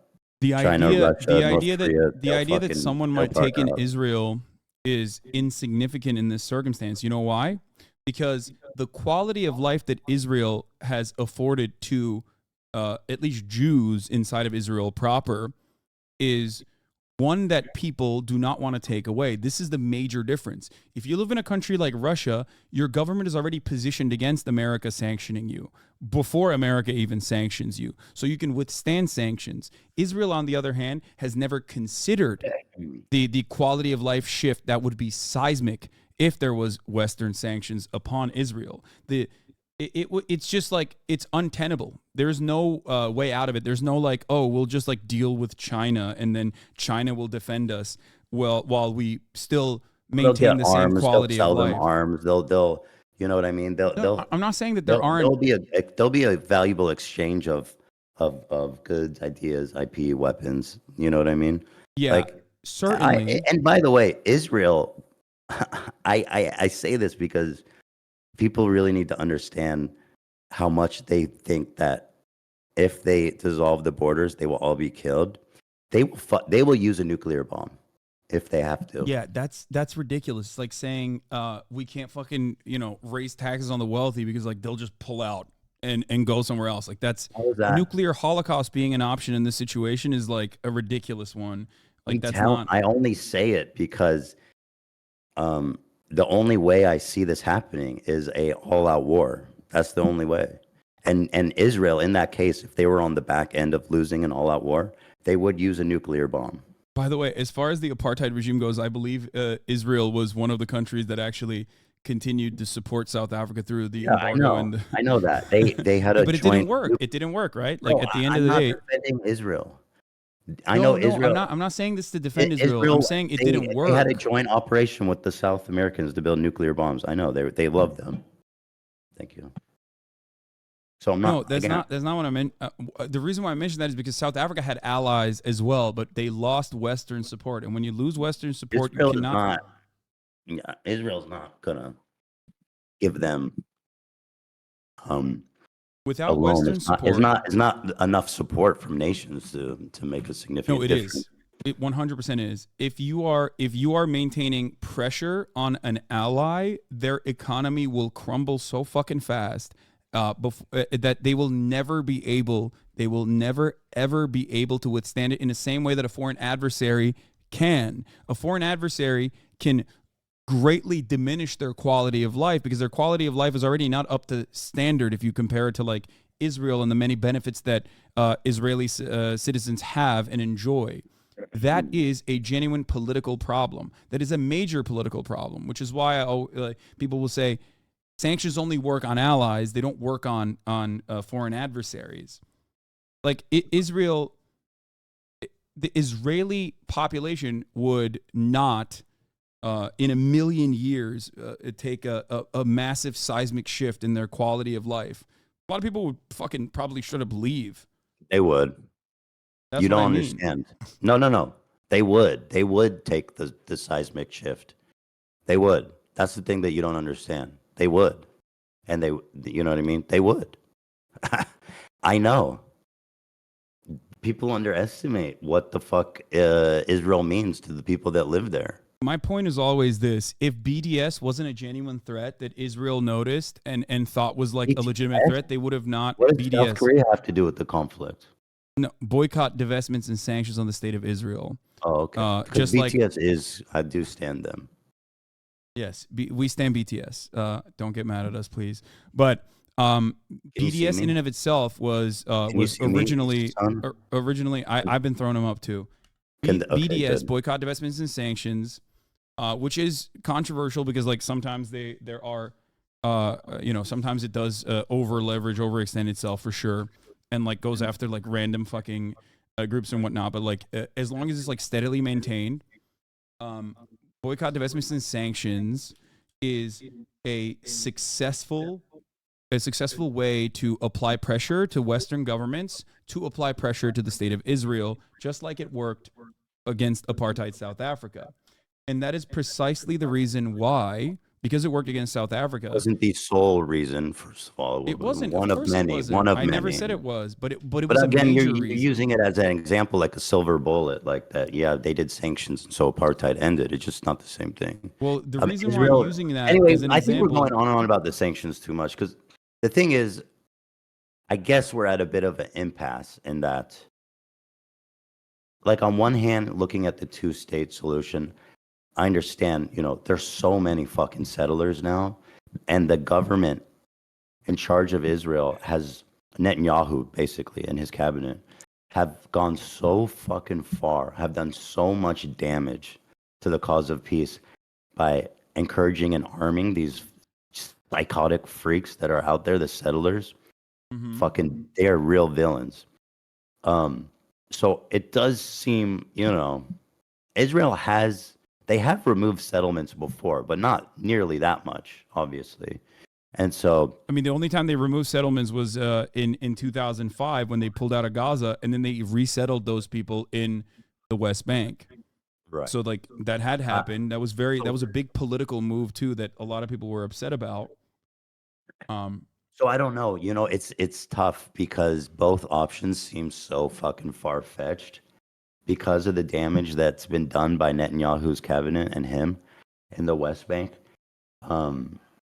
That both of them seem so far-fetched. This is, by the way, the settlements of the West Bank is precisely the reason why I'm saying that like a one state already exists currently, whether we like to admit it or not. It is a one singular apartheid state, which is why I believe in the dissolution of the apartheid. But then if you're talking about integrating Hamas and PLO into the Israeli government. Yes, just like I'm talking about integrating Jewish. That's why I'm talking about integrating the Jewish Power Party and many of the other far right Israeli components in Israeli society that actually enjoy great civil liberties currently, integrating them into society as well. In the United States of America, we have a lot of problems, right? We have a lot of issues. We have a lot of racism, for example. We live in a white supremacist nation. And yet, if the conditions for the Palestinians reflected the conditions of black people right now in the United States of America, this would be an unimaginable improvement than living under an apartheid regime. If the conditions, I used Turkey as an example before. I have long been a supporter of Kurdish people in developing a nation state for themselves. 35 million Kurdish people live in diaspora. I believe that they have a right to have a nation state for themselves in this region. And I think that there's a tremendous number of Kurdish people that are oppressed in the country of Turkey, okay, inside of Turkish borders. If the treatment of Kurdish people in Turkey resembled the treatment of Palestinians in Israel in a singular secular nation state, this would be a dramatic improvement on their quality of life. It would be celebrated by the Western world as a tremendous accomplishment. People would literally be celebrating it in the fucking streets. They'd be like, this is it. We did it. So this does not mean that like Kurdish people are not mistreated in Turkey. They certainly are. But that's how poor the structure is currently in the singular apartheid regime in Israel. Listen, I think you've definitely said stuff that I hadn't thought about in terms of like how a one state would be possible, and certainly thinking about it on like a long term over like maybe a 50-year span, then it really seems more likely that something like that could happen. But I don't think that people who discuss this, I don't know what's the right word because I know it's so sensitive with like leftist and liberal and all this shit. Like, so I don't like fucking saying all that shit. But people who are, and I don't even want to say pro-Palestinian activists either, because I mean, I can say that maybe. Can I say pro-Palestinian? Because I feel that I advocate for the Palestinian people too, but my perspective is just that I don't think the people who talk about this understand how far Israel will go to make sure that that never happens? I do. I oftentimes don't want to showcase like the full blown Israeli perspective on this matter in an effort to save face, because I understand precisely how dangerous and how violent the rhetoric actually is, and how right wing the rhetoric actually is. Because like, just like in the United States of America, if you look back at like I don't know, the sentiment expressed towards black people in the civil rights movement, like, yeah, there is a steady flow of misinformation and anger that builds up and resentment that builds up on the side that is the party in power, that has to exist so that you can maintain the structures of inequality. This has historically always been the case, and yet when all is said and done, we have the capacity to adapt. And no matter how violent the perspectives of Israelis might be, and there is still always going to be a way to prove to every single person that the best permanent security solution is one that revolves around offering Palestinians a life of dignity. This also, by the way, And I discounts think the people two-state people solution do too. understand that. It's just getting there is the fucking problem, you know. Obviously. No, I get that. I mean, You I know, I understand think it's it's funny difficult. when people go, I see this clip going around the internet all the time where they go like, Israel versus Palestine. It's not complicated. It's super simple. I do And I've think seen it's you say it. You say apartheid. Is it good? Yes or no? Obviously, no. And that's not the hard part about this conflict. yes. Everybody can easily tell you apartheid is bad. The hard part of this conflict is deciding what the fuck to do about it. And in that regard, it is extremely complicated. Yes. Here's the thing, though. I think that you are surrounded by people who are very like-minded in many respects. So you don't see the other side of the conversation, because a lot of people do say that Israel's not an apartheid, and it is actually very complicated. That they're not Hold on. talking about the Hold solution. on. What side is it you're saying I'm not exposed to, or which side am I overly I think exposed you're talking to like-minded people like myself, more Mhm. so than I guess like people who you're talking to people who already have like established Okay. that Israel's an apartheid state, because the overwhelming majority do not consider it that. I agree, and that's why it's important to frame these kinds of conversations, because I understand that the rhetoric, mainstream rhetoric in Israel and in America, is way, way, way to the right of where we're talking now. So I understand that. Some people might look at this conversation and say that like you're missing the point. I know that. I'm trying to engage in a good faith discussion. I don't need to acknowledge people that are like, oh, we need to kill all the fucking Gazans. Like, obviously, that's insane. You know what I mean? But that's And not even what we're saying. Like, condemnable. there are plenty of people who are like, oh man, I really sure feel bad about the Gazans, but also like Israel has security concerns, so they have to eradicate Hamas. Like, I hear varying degrees of this kind of sentiment expressed from a diverse group of people. And ultimately, a lot of this still revolves around like, I hate Netanyahu, but we have to keep letting him do what he's doing, even though Netanyahu and what he has done so far in Gaza is simply a continuation of the multiple decades of arrogance on behalf of Israeli politics, assuming that like this apartheid regime can be maintained without any severe violent repercussions, not even listening to its own internal security forces like Shin Bet. These guys are not fucking woke, obviously. They're, their job is, Shin Bet. Their job is to literally defend Israel's internal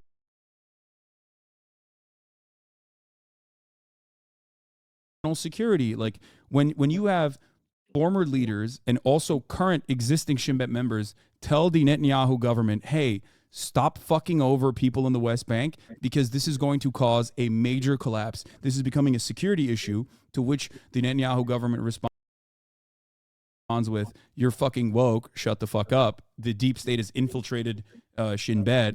We're not going to listen to you. When you have, former Israeli leaders saying that like this regime is far too brutal at this point to continue without any severe repercussions, and you have 76% of the population saying we want to fucking fire Netanyahu, we want Netanyahu to leave while simultaneously supporting his actions in Gaza, there's this mismatch here. There's this disconnect. People want some kind of retribution, and that's understandable, a violent retribution. And yet they don't recognize that that violent retribution is what causes more violence down the line. This is how Hamas came to power, and it will never, you can never, unless you do full-blown ethnic cleansing, you are never going to be able to take care of this problem through violent means. It doesn't work that way. History has only been solved in the exact opposite direction. But I do want to hear what your perspective is. Like, what do you think is the solution? Because I think you believe in a two-state solution, right? I just, in terms of what's pragmatic, yeah. So And again, I don't know how pragmatic it is, because even saying it seems so fucking crazy, because like you said, but I think it is. I don't know if it's possible. But just from my perspective, which is that the dissolution of the borders will never ever happen, is that I think that obviously lifting, I think removing the settlers from the West Bank, that's obviously the biggest problem. Like, I don't know how you're going to do that. So how do you think you can remove 750,000 people living in occupied territory right now, whether it be both East Jerusalem, which is very densely populated, but also within the West Bank, where there is 451,000 people living there? Oh, I don't know. I mean, you could do it by force, or you could just say you guys are on your own now. Like, this isn't our territory. Yeah, but don't you think that that would be incredibly violent? Like, It to would the be, yeah, it people would that be live horrible. there? And there's also no reason for them to do that, because I don't think that that's what Israel wants. I think what Israel wants historically, or at least what it's shown me and others, Israeli scholars themselves who have changed their perspective from a two-state solution to a single-state solution as well, is that we're just going to keep dangling the peace negotiations in an effort to slowly but surely push out Palestinians from their own ancestral homes, as we did You both want me in to the answer the Nakba question? and what's up? Do you want me to answer the question you asked? Yeah. So, I believe that that's the biggest problem. But removing them and lifting the barriers of, lifting the walls, creating a Palestinian state. There'd probably need to be. I know in 1948 there was talks about a train that connected Gaza and the West Bank, or something like that. Or, but I don't know. Maybe there'd be some concessions of land there to make it continuous, and also I would be in favor of some kind of reparations too.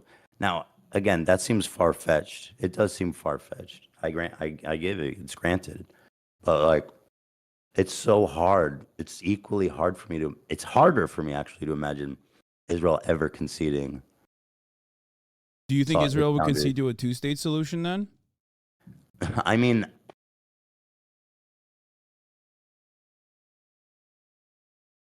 I think there would be an appetite for it if the situation was, if like the vibes were right, to put it in a silly way.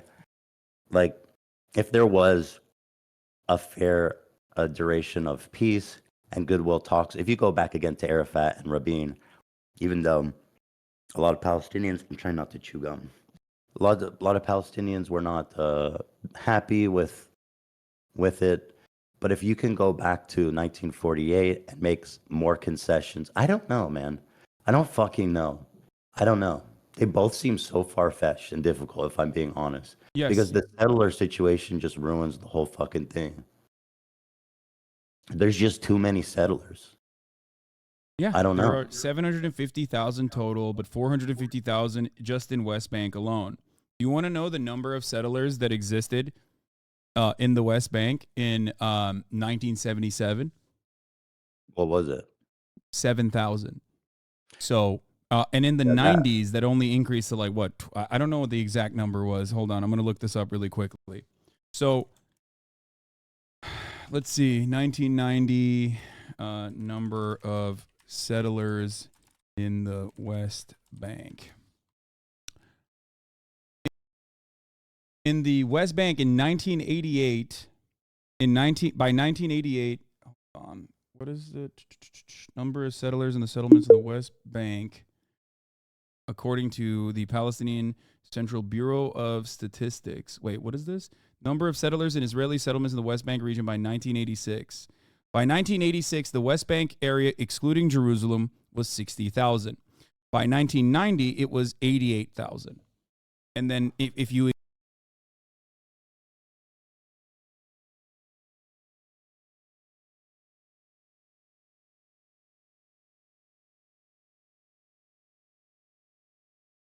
included Jerusalem, it reached up to 132,000.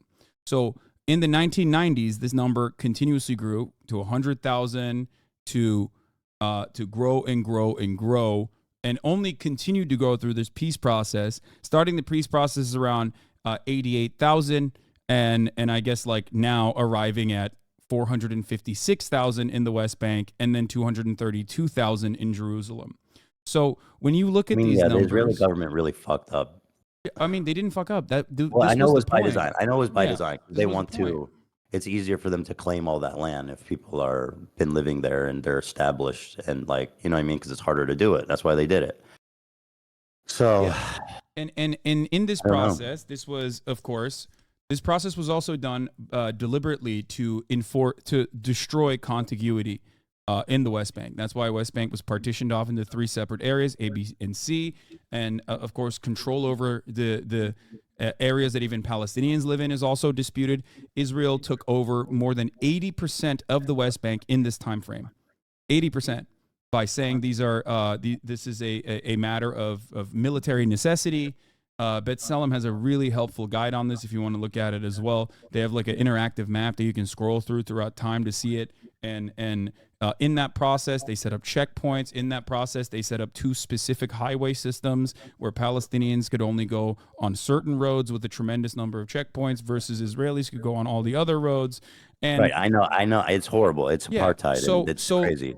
But so to me, this was the opportunity. I don't know. Maybe you're right. Maybe one state is more likely.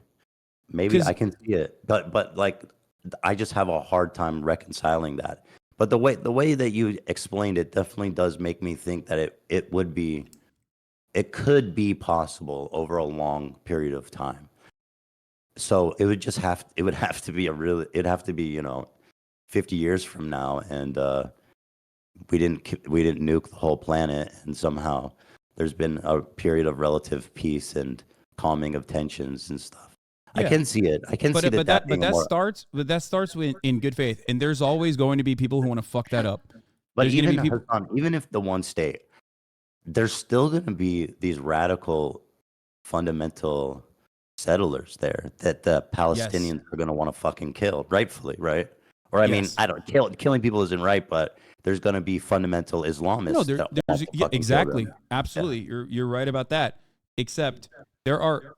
This is something that I talked to Jake about because I think Jake's understanding is like kind of childish of the matter. He always says like, "Oh, it's religion." It's Jake. Cenk for president, bro. Yeah, Cenk for president. He's gonna do it. He's gonna do the damn thing. You're the VP? But no.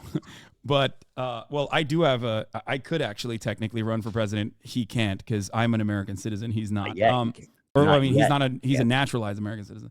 I am a natural born U.S. citizen. So one thing I want to say is this. He always says like, oh, well, it's a religious war. I'm like, no, it's not. Here's obviously it's not. But think about it this way. We have our own versions of psychopathic fundamentalist terrorists, right? We do. And every now and then there's an act of stochastic terror, and that's devastating. And we deal with it through the normal criminal court system, right? That's what will happen. I'm not saying that like it's going to be perfect and everyone's going to get together, hold hands and say kumbaya, okay? That like everyone's going to hug and kiss one another. But what we do have a tendency to collaborate with one another, okay? We do have a tendency to live in peace. That's what we want to do. So ultimately, if there is a structure, if there's a one-state structure, of course there's going to be fucking psychotic like Jewish power people and also Islamist fundamentalists, or even people who are like, nah, fuck that, I want to kill settlers regardless. Those guys are going to go to jail. Just like the kickstarting of that process also revolves around making sure that there is a tribunal for war criminals on both sides, like being able to capture and also bring to justice war criminals on both sides of the equation. What do you What's do up? about the settlements that are there now? I guess you're saying it doesn't matter because everybody can live wherever they That's want. the settlements are precisely the reason why I don't believe in a two-state solution, because I don't believe that there is any reasonable way to eradicate 400,000 people and then 230,000 from Jerusalem. Like that, you cannot do that in a peaceful way. So You the cannot idea is take these people that out of there. By the way, right. you So were the talking about idea the is that Holocaust people. survivors. The Holocaust survivors is actually a really interesting thing. I didn't even know about this, but you know about this because you lived in Israel. They're some of the poorest people in Israel. Some of them that were moved into settlements in the West Bank as well. But like, I think, what is it? Like 1/3 of every Holocaust survivor that's remaining lives in like abject poverty. So, I don't know that. I mean, there's not a lot of them left. I yeah, do. I don't know about their economic no, it's really, condition. really, it's really fucked up. So like, it's, you know, I know that the thing is like, oh, there will be another Holocaust or whatever. But like, you know, Israel should probably look into helping its Holocaust survivors that are still alive at this point, rather than so hornily try to fucking take as much land as possible. Sure. This is I the whole point. listen. I agree. Yeah, take care of them. Take care of everybody. But it's like I think it's so fucked up right now. It's crazy how fucked up it is. Both options seem like pipe dreams right now in this point in time. Like, I'll tell you this much. What changed for me, what I realized was like, especially in this last iteration, this last like counter to the October 7 tragedy. What I realized was, I guess it made it permanent in my mind, is that the Israeli government, completely removed from the interests of the Israeli citizenship, Israeli citizenry, operates with a one-track mind. They care more about like expelling Palestinians, not always like ethnically cleansing, but ethnically displacing Palestinians from this territory, from the territories they occupy, than they do about the safety and security of the Israeli citizens. I saw this being reflected by those who had been victim to the attacks on Kibbutz Be'eri and other kibbutzim as well. Some of the victims immediately after, while they like were still trying to figure out where their family members were in that hotel in the Dead Sea, and they basically were reflecting on the things that had happened, and they were saying a similar thing, that it's like you care, if you care more about like killing Palestinians or pushing Palestinians into the sea than you do about like the safety and security of the Israeli citizens. Like, of course this is going to happen. This is going to continue happening over and over again. And why am I saying this? Because on October 7th and October 8th and October 9th, there were still Palestinian militants inside of Israeli boundaries, right? But what was the first action that Israel engaged in? The first action that Israel engaged in for the first 2 days was immediately to start bombing Gaza. To me, it's like, what the fuck are you doing? Like, protect your own borders. What do you think Israel should have done in response to October 7th? I think obviously overtaking and maintaining permanent security in the southern regions was the first thing to do. The second thing to do would be to, instead of bombing Gaza, unless there is like areas where there's rocket fire coming from, which they trade off time and time again. But instead of indiscriminately bombing Gaza, I think the first thing to do in that situation would be to dismantle the government in the way that it existed, like get Netanyahu out of power. Okay. So you're 80 saying Israel in 85%. response. Hold on, dude. You're saying in response to this terrorist attack, Israel should have dismantled their own government. First set of actions would be to democratically take Netanyahu out of power, yes, and then engage in a hostage release scheme that would then also lead to a larger negotiations process. Absolutely. You're serious? If they didn't comply, and if Hamas didn't comply, Yes, I then say you fucking should, bomb. but Then I you mean, bomb. Like, it's not my point is always this. Like, I talk to my friends who are definitely a lot more conservative than you are, right? My friends who are, Ooh, Zionists. okay. who Yeah. are a lot more I'm conservative not. in their I don't opinion. know in what way I'm conservative at You're all. not. I'm saying that I have And friends who are a so lot many more people conservative than mischaracterize me, what I believe. It's I really am funny. not saying I'm not mischaracterizing you at all. You're First of not. all, if I thought you were a reactionary on this matter, I would not be having a normal conversation with you. I would be incredibly critical and would be more interested in like yelling and trying to nudge my position across instead of like walking through this step by step in good So faith. are you wearing baby gloves for me? No, I'm not wearing baby gloves for you. I think that you are a very kind-hearted person who Oh, literally lived in Israel. So you, of course, have like biases, just like I do, right? Biases in the other direction. But well, you are someone who is ultimately led by empathy. That's not. I I'm don't. not saying it's baby gloves at all. I think like if you Well, I are think it faced with some, helps that I'm not saying that we should kill all Palestinians. Certainly, that would be a yeah, different conversation. yes, exactly. But I don't think like this is something that I've explained to my audience time and time again, which was like that you pick your battles. Like there's no reason to fucking people love yelling at whatever is in front of their faces. And I think that you are someone who does have a lot of empathy for Palestinian people. And it is, in my opinion, ridiculous and unproductive to just like fucking spend any time being like, oh, you're bad, you're wrong, like fuck you. I have That's to my say, perspective. since And I'm on your stream, I'll just say this. I don't know the majority, but there was like a big portion of your fan base that was, I felt so unfairly and overly over the top, just so nasty that it made me want to disengage from the whole thing. And just like, I just don't understand like what I've done to deserve that level of fucking hate and accusations, other than just trying to like understand the conflict more or saying that Hamas are terrorists, which I don't know why that's in contention, but it's because I've even, I mean, I don't know what people want. I've even, frankly, been nudged. I think, yeah, I could say I've been nudged towards the one state thing. Like it makes more sense to me after talking about it with you. And so I don't know what fucking allies people are looking for. If I'm not a good ally for you guys, then I don't know. Like I'm talking to them because how are we ever going to actually have meaningful dialogues or meaningful peace about this when someone like me is too fucking Zionist or something for you to even talk to. Like I think a lot of people if you can't build a bridge with me, then I don't think you're gonna build a bridge with a single person in Israel ever. I know I agree with you. I think the reason I guess like this is not a defense because I've like criticized people yelling at you regularly, and have told people to you know have told people to just like think about this critically and understand that there's a broad coalition that is an absolute necessity if you want to make any changes in the political realm and like that you are not anyone's enemy in this struggle.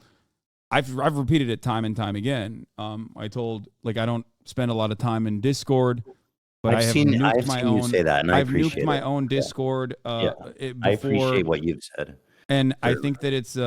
I think ultimately it's silly to yell at someone like yourself on this process, even if there are disagreements, that people might have with you. I mean, but the difference, of course, is it's the same cycle, right? It's the same cycle that you and I experience in other situations in our lives. Like we say something, tensions are high, and then people just like automatically take a black and white position on it, Why the and then fuck are they we not in the posture. studio right now? This is so What? stupid. We've been talking for like 2 hours. And we could have done the podcast. I'm the one who told you we could do it. You're the one who said you're sick. Well, I am sick, but I've been sitting here Yeah. talking for 2 fucking hours. Yeah, we could have done it. I didn't even like promote it because I always worry that people are just gonna fucking take advantage of like any kind of conversation we have to like move it in a direction that gives them clout for no fucking reason. I hate that shit.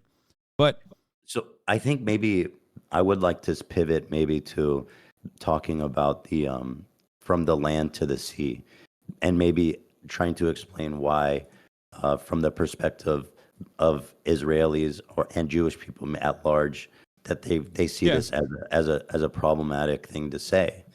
I mean, at worst, right? we It's can do used by. that, but I have to pee first. Okay, let me pee Go real ahead. quick, and then you can explain your position if you want. I'll wait While for I you. pee. I'll It's wait fine. for you. I'll take over. Guys, everybody watching, go to teddyfresh.com. Black Sale Friday. Black Friday sale is live now, you guys. Up to 60% off. Get over there, teddyfresh.com. Now is your chance more than ever. You've seen Hasan wearing it. It's cool. It's slick. It's neat. Teddyfresh.com. Black Friday sale is live now. Now. Yeah, I don't know. The reason I don't like having these conversations is just because, like,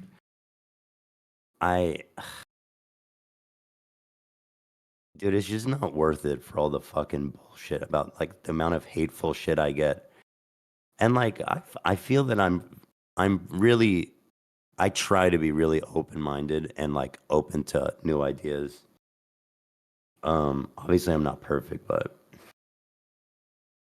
the shit people say is crazy, man. That is a Garth Brooks reference. I'm reading chat now, by the way. Does Teddy Fresh use slave labor? No.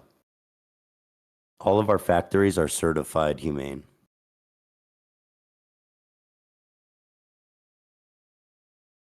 There's organizations that certify factories as having good conditions, work conditions, living conditions, pay conditions, age conditions, stuff like that. So they check all this shit off. All right, I'm back. Okay. All right. You were talking about from the river to the sea, Palestine will be free. And okay, so like at worst, the worst interpretation of that would be like someone like Hamas or Hezbollah or like terrorist organizations who are like, yeah, we want to actually kill everybody there. That's the worst interpretation of it. I know that there's a lot of people, obviously, most vast majority of people who do say that don't want to kill all the Jews there, right? But like, so at the best interpretation of it, it basically means, as I've said, this one state dissolution of the state of Israel. And a lot of people also see that. I would say the vast majority of people in Israel see that as a genocide. So that it's if it's viewed in that scope. And there's another interesting thing that I've noticed about this. I mean, the thing is, like, that phrase does have a long history of being used by terrorists. And so, you know, you But wouldn't hold on. wait, can I say something though? My, Because like the hold on. terrorism Let me make my designation full here. point. Okay, Let me go make ahead. my, You make your full yeah, point. let me make my full point here, and then you can respond. There's an interesting phenomenon going on here where, you know, when minorities tell you they're offended by something, usually, especially liberals and leftists, they'll listen because it's not their place, right? They'll say it's not my place. If you say it, then that's what it is. I mean, Jews make up 60% of all hate crimes in America right now. Mm-hmm. So when Jewish people look at that and they say, "Listen, it makes me uncomfortable the way that that's used." I find it interesting that people see that as an opportunity to argue instead of listen. Especially to me, it's like you can make the same argument about the Confederate flag, where Southerners will be like, "Listen, it's just about our heritage." You know what I mean? That has nothing to do with racism. And maybe and some people do believe that, right? But at the end of the day, if a black person is like, that Confederate flag is offensive to me, you're not going to argue with them and say, no, it's just heritage. Like, not everybody who uses it is racist.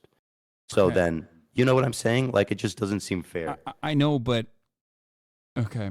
All right, where do I begin here? So, one, from the river to the sea, Palestine will be free is its origination, its inception comes from the PFLP, the Popular Front for Liberation of Palestine, which you're right was considered a terrorist. Existed before Nazis. Okay, You know, hold on. Just saying. I understand. I'm going to describe it. Okay. Go ahead. In its inception and in its broader context, historically, since the 60s, it has always been utilized as a slogan for emancipation and never for anti-Semitism.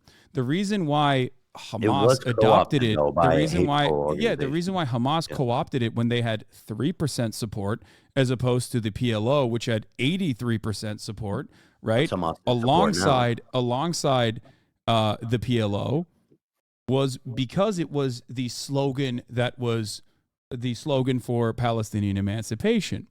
This does not mean that like that slogan changed at any given point to mean killing all the Jewish people just because it was co-opted by a marginal militant faction that in and of itself has never reached a similar level of popularity to even a two-state solution has historically amongst Palestinians.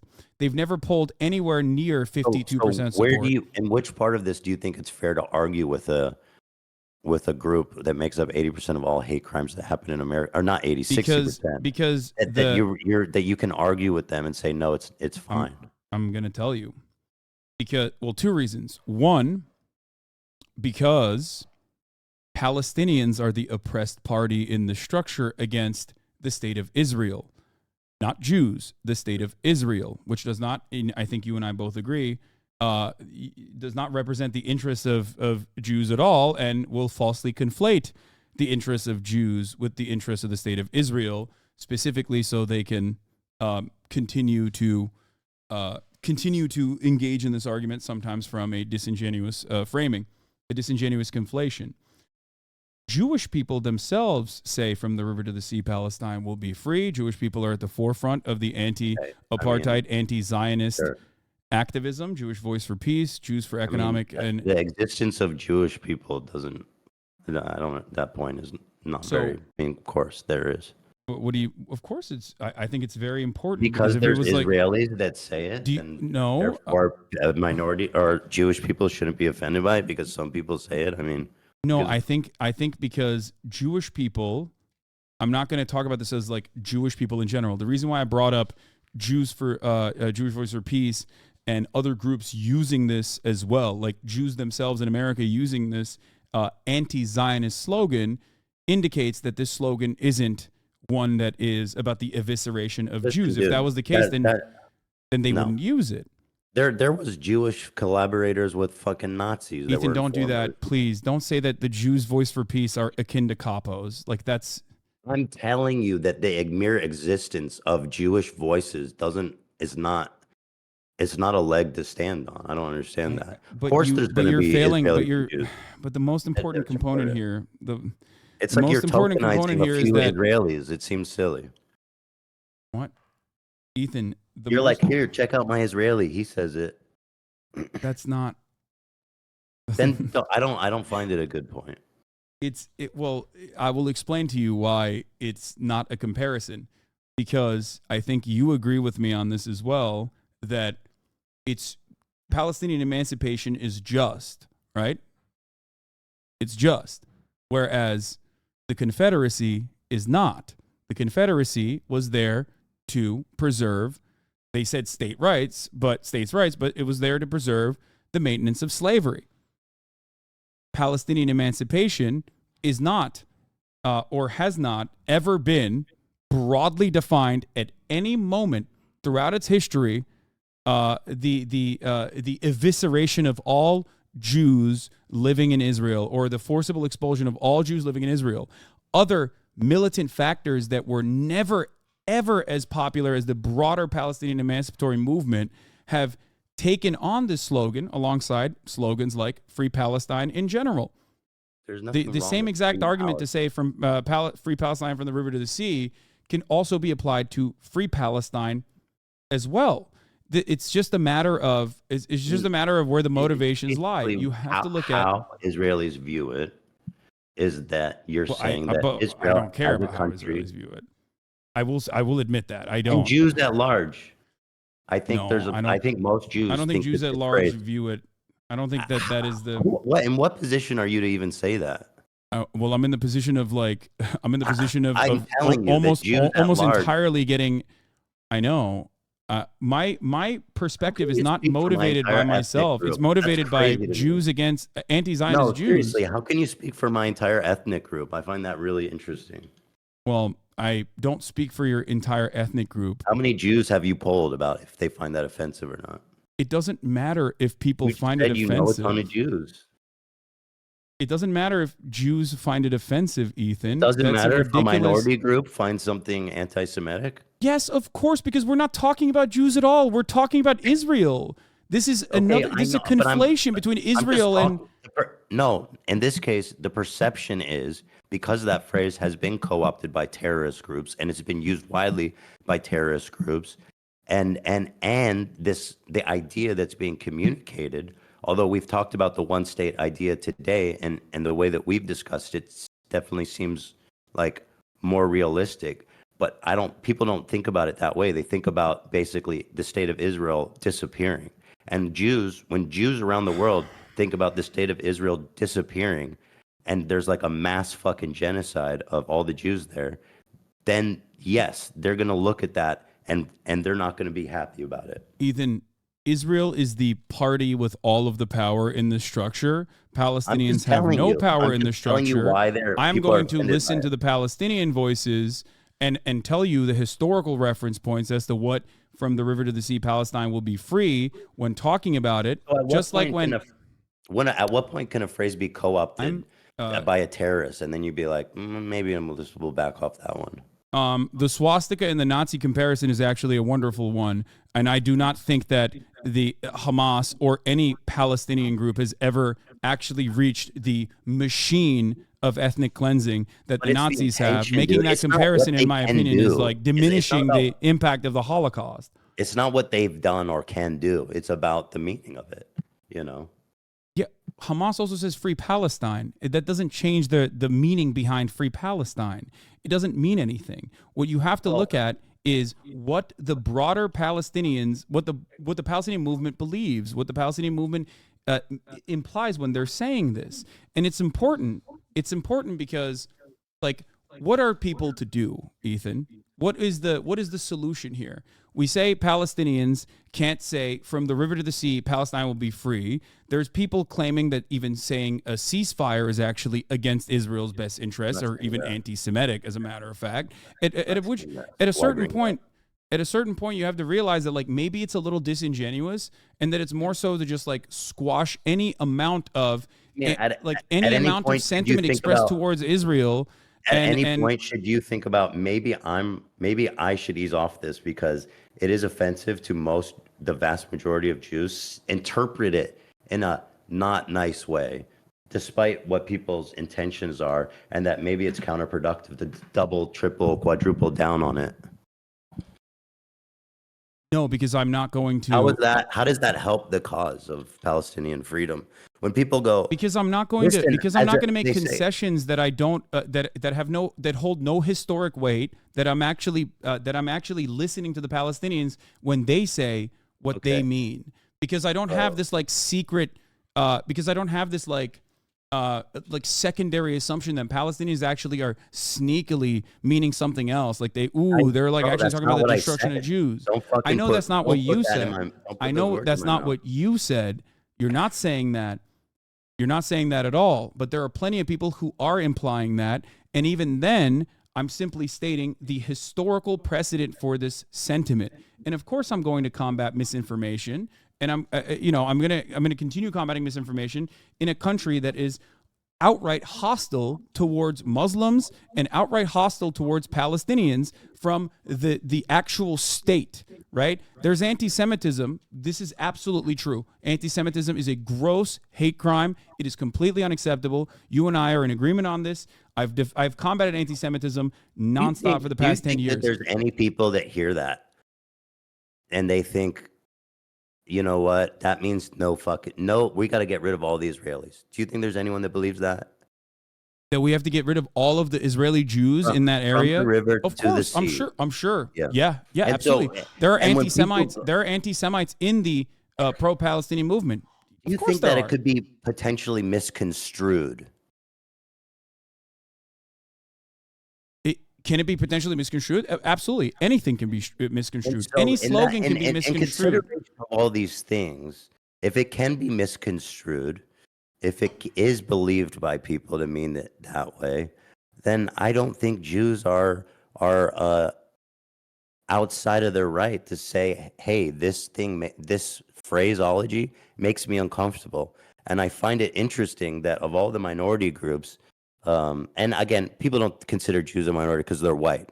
I only say minority group, or most Jews are white, not all of them.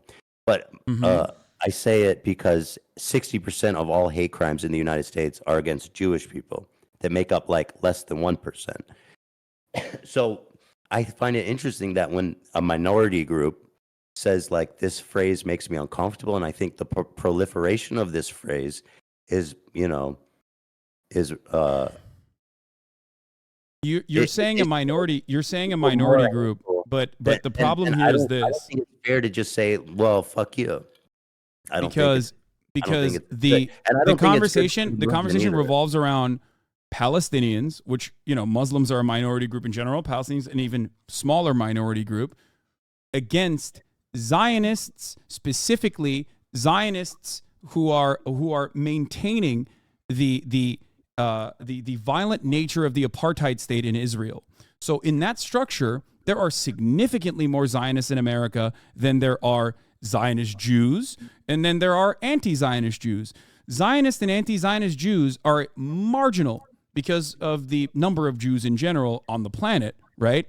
The much larger conversation is being had between Palestinian activists, which feature anti-Zionist Jews and anti-Zionists alike, some of which are anti-Semitic. I'm not going to say that they're not, okay? Versus the much broader, much larger Zionist community that is comprised almost entirely of Zionist evangelicals, Zionist Christians in general. That's the conversation that's being had about the state of Israel. You can criticize Saudi Arabia and do it from an Islamophobic perspective, but many people are never going to turn around and say you're being Islamophobic when you criticize Saudi Arabia. But when you criticize Israel, because the foreign ministry has maintained this position and this posture for a very long time, propped up by the likes of the ADL, this conflation is the immediate counter, and I think it's cynically deployed. Is there real anti-Semitism that occurs? Deployed. Absolutely. It's not cynically deployed. It's not. I mean, maybe some. I don't know. I don't think so. I think come on, really Ethan. truly You don't think people are cynically saying something is anti-Semitic? Do you know how many people call me an anti-Semite? There's like literally fucking groypers online who think Jewish people don't like that phrase. It makes them uncomfortable. It's used by Hamas. It's used by the fucking jihadist group, the Palestinian jihadist group. It's used by other extremist organizations. It's been co-opted. At what point? At what level of co-opting do you think it's time to phrase this out? At what level of co-optation? I told you already. The swastika is a great example of this. The Nazis are gigantic. So it's not racist. So it's not racist until there's like a full mass systemic genocide of Jews. No, it's not racist until there is a broad movement behind full-blown ethnic cleansing of Jewish people. Yes, even if it's like in support, there is no. In the grand scheme of things, throughout the history of Palestinian emancipation, which I will reaffirm my support for, I do believe it is just and I believe it is moral. Throughout that history, Hamas is but a mere blip, okay? Hamas is but a mere blip, and even to this day is not has never reached broad popularity.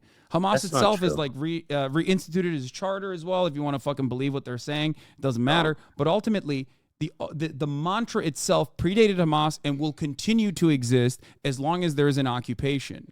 So having a conversation about the optics of a slogan when 11,000 Palestinians have been ruthlessly slaughtered by that same state is ridiculous to me. I think it's fair. Uncharitable. This characterization is super unfair. I mean, you're making it sound like I'm a fucking like. It's got nothing. The concern for it has nothing to do with what the Israeli government is doing, the ethnic cleansing and murdering of Palestinians. It's got nothing to do with that. Invoking that is not fair. 57% of Gazans, by the way, and I'm not criticizing them. I understand why people would support Hamas during all this in who are in Gaza, but you say that. I mean, they have Yes, in 2017, Hamas changed its charter in order to gain international recognition. It has white support in Gaza and the West. In 2017, Hamas changed its charter in order to maintain its civil governance factions and also gain international recognition, as had prior terror cells like the ones that you mentioned that Ben Shapiro still considers a terrorist, like Yasser Arafat, as they try to do the exact same thing. You might not believe them. Okay, I do think that there are certainly still anti-Semitic people inside of Hamas, of course, but ultimately, Palestinian people saying that they support violent emancipation. You think there's Hamas people that are secular and cool and don't hate Jews? Do I think there are Hamas militants? Absolutely, yes, 100%. No, that's not what I asked. I said, do you think there's Hamas people that are like chill and secular and they don't hate Jews? Oh, 100%. Well, yeah. You can yell at me all day for that. I 100,000% believe it. There are fucking 18, 19-year-olds. They don't know anything except fucking bombs being blown up in their heads. That is simply a means of violent retaliation. I don't think people operate on being bad and being good. I think people operate on, holy fuck, there's a bomb blowing up in my face that killed my fucking family. I hate this fucking state, and I'm going to join whichever faction will allow me to continue fighting against this state. Not every single person is like motivated by like cleansing every Jewish person in Israel. If that was the case, they would not have tried to make a. They would not have tried. Okay, if that was the case, they would not have tried to change their charter and become more. And recenter their posturing so that they can get international recognition. Whether it was going to happen or not is one other thing. The original one was like insane. Yeah. And who the fuck's gonna support I that? agree. Open this link. I mean, this was just happened last week. If you'll pull this up. What is this? It's one Memory of the reports. What the fuck is this? Oh, it's just a clip of a Hamas. This is the Lebanese guy. Okay, so Hamas, just like every other. Just play it. I know. I've already played this. He's gonna say we're gonna do 1,000, 1,000,000 October 7th. Yes, I know. Just play it. I want people to see it. Okay, here, I'll play it right now. I think my dog groomer is outside. I'll just read it because somebody has to read the. Okay, yeah, it says because it constitutes security, military, and political catastrophe to the Arabs. I'm reading it. To the Arab and Islamic nation, it must be finished. I can't hear you. Ethan, this is not the own that you think it is. I've already covered this. I already talked about this. I just want people to see it. I know. I've showed this on my stream. I don't know why you think this is like an own. Well, do you think that every single person watching right now has seen every second of your stream? I don't know, but okay. I mean, here we'll just probably not. We'll play it again, but I'm simply stating that, like, you know, I'll read it for you if you want. It's not like a. This is not like a secret, if you're going outside to get your dog groomer, I can read it. Yeah. Okay. All right. Here, I'll just. Shit! Never mind. The groomer is not even here. Oh wait, I can't play it on your stream. Never mind. Yeah, I can play it, but it doesn't matter. Here. So play it, and if you don't mind, just reading the. Yeah. The Al-Aqsa flood is just the first time, and there will be a second, a third, a fourth.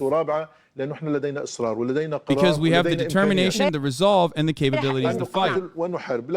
We will have to pay a price, and yes, we are ready for it. We are called a nation of martyrs, and we are proud to sacrifice martyrs. We did not want to harm civilians.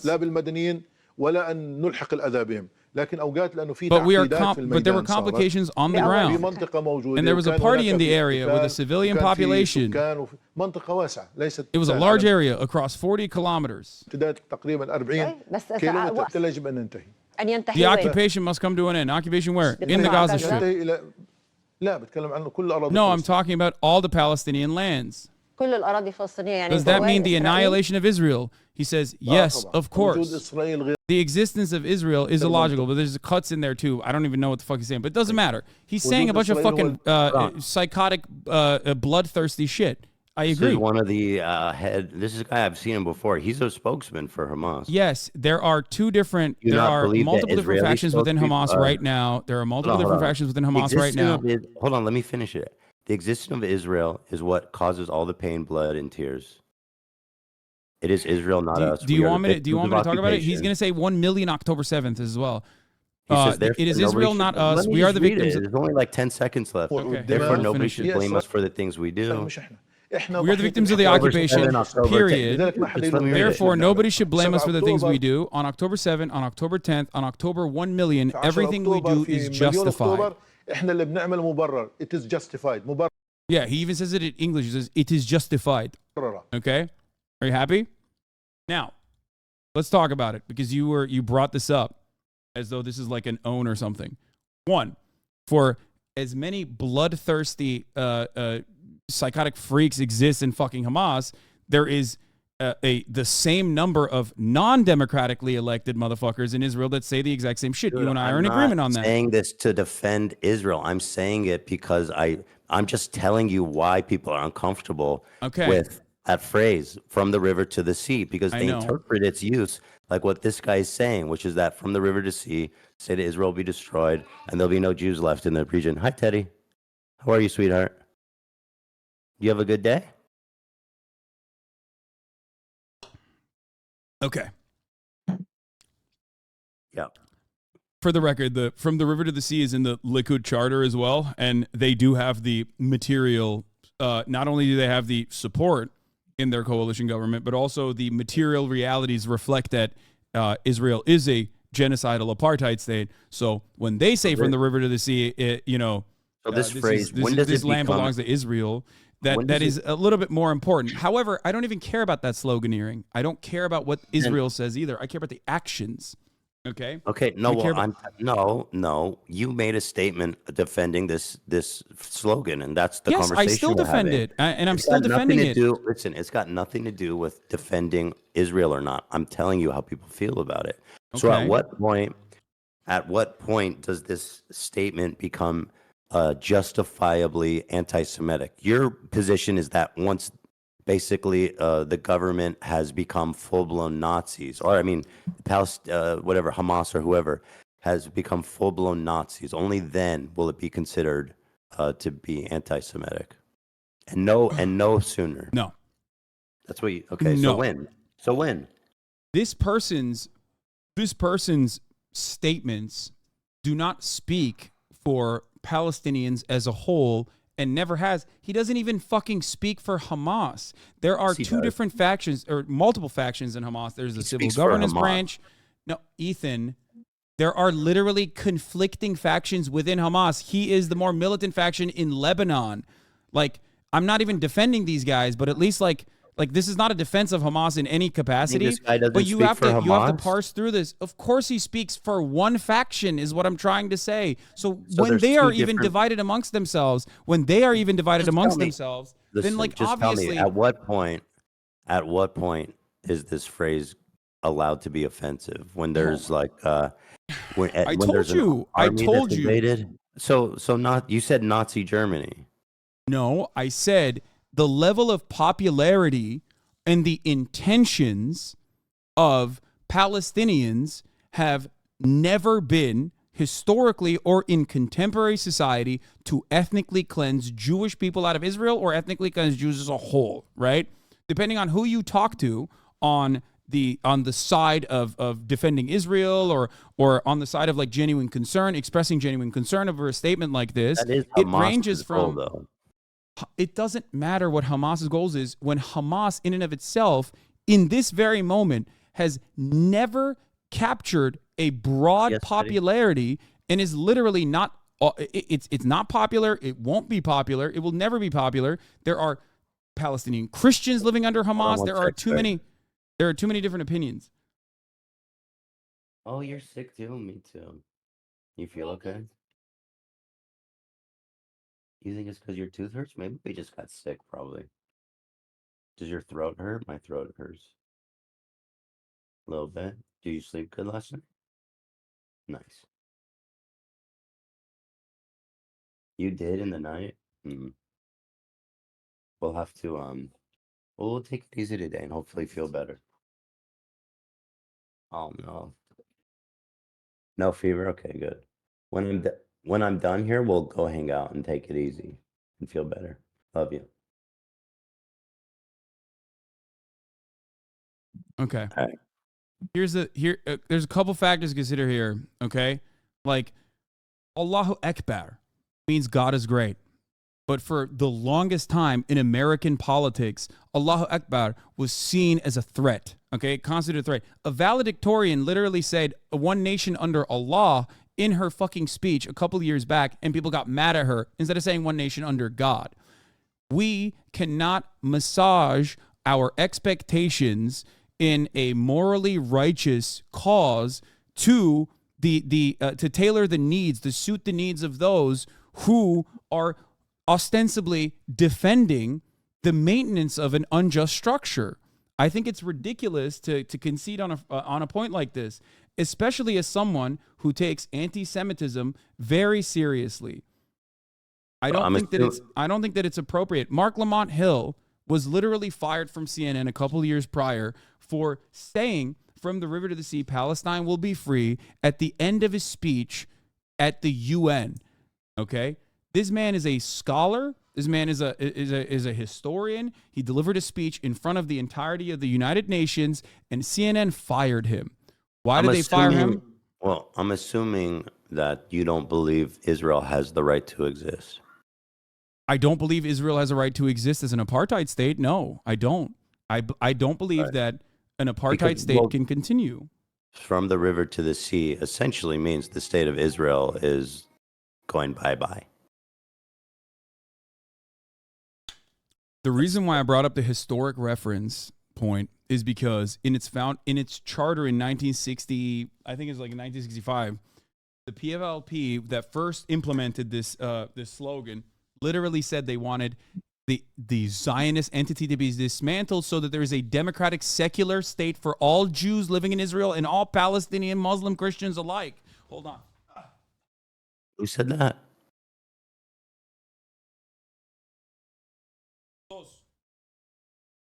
TeddyFresh.com, guys. Black Friday sales going on right sorry, now. I had to get my food. Like, what are you eating? Do you think that what are you eating? What? I just got chicken. My dad just made me chicken. Listen. Your dad made you chicken? Yeah. Listen. This is important. Okay. So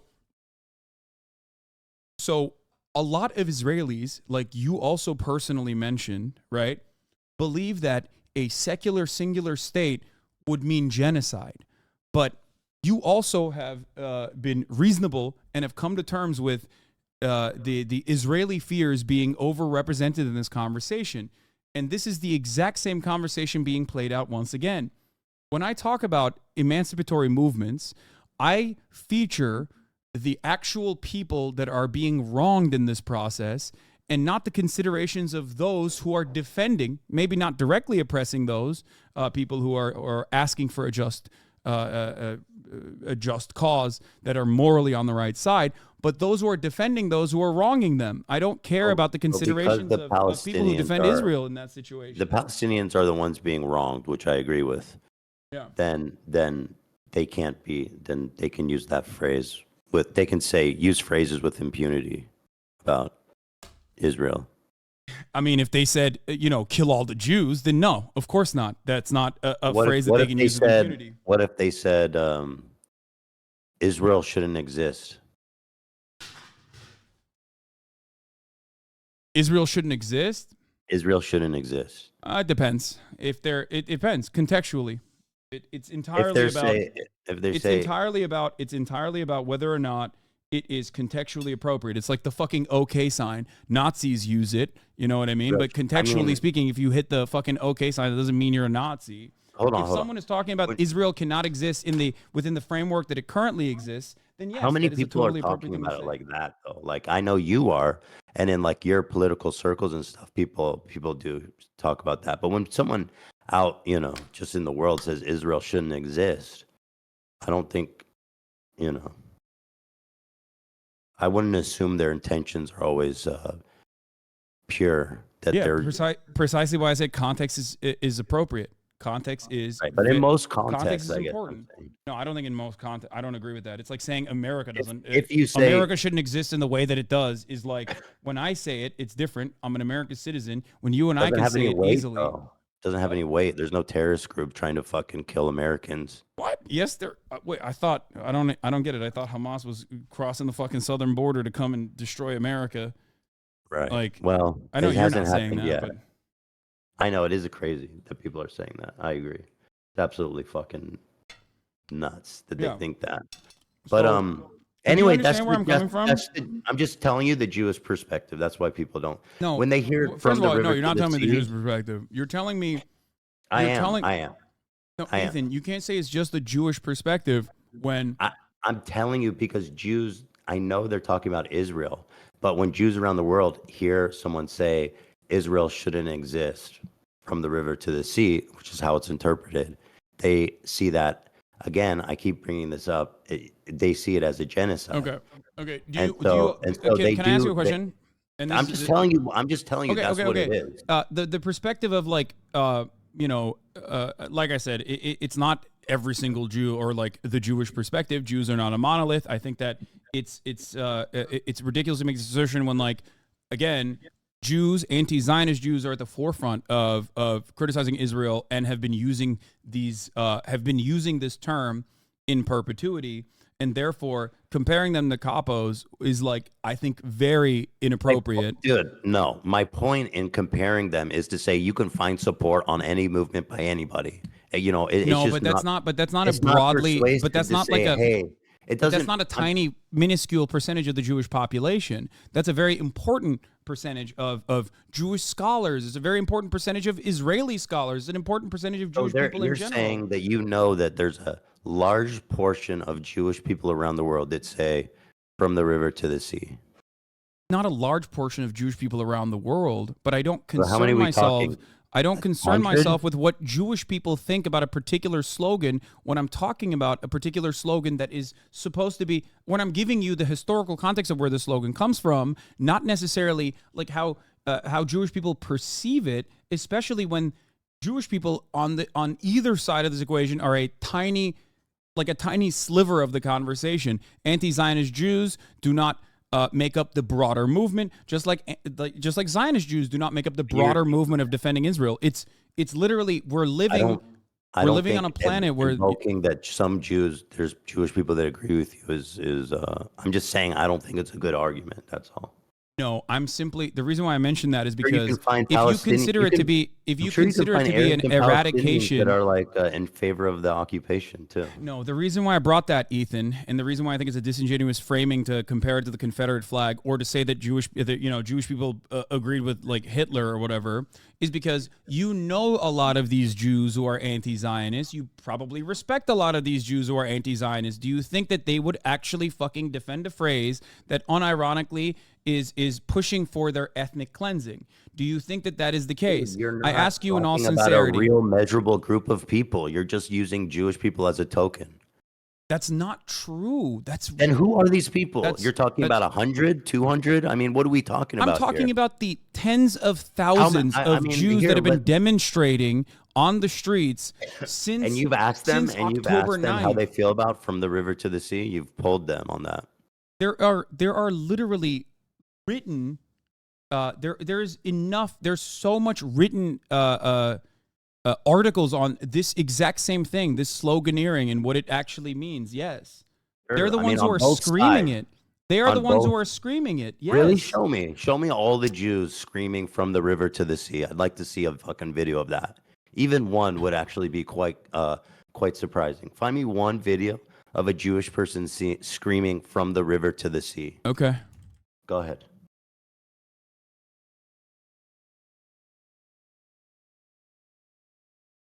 I mean, I can definitely find you a group of Palestinians or Arabs that are like, no, we should definitely occupy Gaza, and we think that Israel's totally right. But what difference does that make? Because I can use them as a token too. It doesn't mean that what. Wait, what? That doesn't even make sense. That doesn't even, what you just said doesn't even make sense. Why? Right here. Find me a video of a, you know what I mean? Let's see. I want to see all these. Here, this is from Jewish Voice for Peace Action. Here, I'll send this to you as well. The full phrase is from the river to the sea, Palestine will be free. If you believe that freedom for Palestinians means eradicating Jews, it says more about you than... Let me see it before you... Let me see what this is. Do you think these guys are capos? It's really okay. Do you think these guys are capos? They're criticizing Representative Debbie Wasserman Schultz. So let's see. Stop trying to. This group, Jewish Voices for Peace Action. What do you know about this group? What do you mean? What do I know about this group? This is one of the forefront. This is one of the leading advocacy movements of anti-Zionist Jews in this country. Alongside Jewish Voice for Peace, you also have Jews for Economic and Racial Freedom. But don't you see how fucked up it is to be like, this group of people say it's not offensive, therefore the rest of you shouldn't care about it? No, you asked. You said, show me a Jew. And I didn't just... No, show me a Jew screaming from the river to the sea. You showed me a tweet. I mean, on Twitter, people brigade any fucking thing. Like, this is 36,000 likes. These guys are at the forefront. These guys are at the forefront of anti-Zionist. Of course there's groups. Anti-Zionist protests. Of course there's groups, dude. Ethan, you asked me and I gave you an answer, and now you don't like the answer, and now you're saying the majority of people retweeting that are Jewish? That doesn't change anything. You asked me to. Why doesn't it change anything? You asked me for a particular. You asked me to literally. First of all, there's Jews in my chat right now. Show me a video. I said, show me a video, not a tweet. There are Jews in my chat right now that say it all the time. Not that you care, because like clearly, when I show you not just a single Jew, like you asked, but literally need to rely on that argument. Literally an entire movement. I don't understand why you rely on that argument. It's silly. You asked me. The reason why I'm mentioning is because do you think these are bad people? Do you think these are? You brought it up. You said, do you think these are anti-Semitic? Do you think that these are anti-Semitic Jews? Like the people that are protesting. You said there's tons of Jews that are saying this. Yes, of course. Show me one video of a Jewish person saying it. You sent me a tweet. Here to protest. You said you could find me a video. I'm going to literally call up Noah Colwyn to have him say it. I don't care what one person says about it. I'm talking, you know what I mean? Here. But you said, show me a Jew. I'm showing you. A video of a Jew screaming from the river to the sea. Okay, I'm gonna call up Noah right now. I don't want to talk to Noah. I don't give a fuck about who that is. I don't know anything about him. What do you mean? I'm gonna call him so he can fucking scream it. He can scream it at you. Okay, no, so not the Orthodox. You know one guy who will scream it. Therefore, dude, this argument you're making is is ridiculous. What do you mean the argument is ridiculous? That's like saying if I can find a Palestinian to say the occupation is justified, then saying the occupation is justified isn't anti-Palestinian. No, because the morality behind what he's saying is incorrect. The morality behind what from the river to the sea, Palestine will be free is correct. That's the major difference. That's not how the Jews see it. They see it as. But now we're having two separate conversations. We're having two separate conversations. If you and I are both in agreement of Palestinian emancipation, which you say you are, and I believe you, then why would, if you believe in Palestinian emancipation and you don't believe in a permanent occupation over Gaza, who gives a fuck if you can find a Palestinian that says, no, eviscerating Gaza is correct? Like, the conversation is not on the boundaries of, Jewish people versus Palestinians. The conversation is on Zionism versus anti-Zionism. The Jewish people do not interpret that as a morally just statement. I mean, obviously, that is completely subjective. Well, the reason why I mentioned that you're wrong in this, I'm sure there are a lot of Jewish people that don't interpret it as morally just. They think that it means ethnic cleansing. You don't care about anyone else. What you're supposed to do in that situation is not to immediately go, all right, well, Jewish people don't think this is appropriate, so. I'm gonna go it's not allowed. I'm gonna go find a group of black people say the Confederate flag isn't racist. I'm gonna go find. Ethan, please stop. No, don't do that. Don't do that. You're being ridiculous. This point is Ethan, you're making a conflation that makes you look horrible. Why don't you see this? It means fucking nothing. Ethan, you're making a conflation that literally makes you look so bad. Please stop doing that. Please. Doing what? Doing what? Stop bringing up slogans of an oppressive party in comparison to slogans that come from the oppressed side. It is a false conflation. All I'm telling you is why people find it offensive. You don't want to hear it, and that's fine. Or you disagree. I'm telling you why people find it offensive. They see it as a call for the destruction of Israel. That's how they view it. I hope you can understand what I'm trying to say, because Israelis is basically they see things through the lens of everybody wants to kill. Do you think a black white supremacist that defends the Confederacy is akin to a Jewish person that is defending Palestinian emancipation and saying this slogan? You can find anybody to agree with any I know, fucking point. but- That the existence of somebody agreeing with a point is not proof of any fucking thing. And the suggestion that it there is are a stupid. ton of white people who think Black Lives Matter means fuck all whites and only Black Lives Matter. That doesn't change the reality behind the slogan, and that doesn't change the morality behind the activism. And the same goes for Palestinian emancipation. Just because people who are in defense of Israel, okay, people who are defending Israel and its continuation of an apartheid regime because the opposite makes them feel like it's going to be genocidal, doesn't change the reality of the slogan behind it and doesn't change the morality behind the actions. I am in support of Palestinians. I'm in support of all people living freely. I'm in support of I am permanent too. security. Stop putting these fucking words in my mouth like I don't. The way you set that up is fucked up, and that's why people get so angry. No, I'm not putting words I'm in your mouth, literally- but you're putting words in your mouth. I'm explaining to you why people find it offensive. That's it.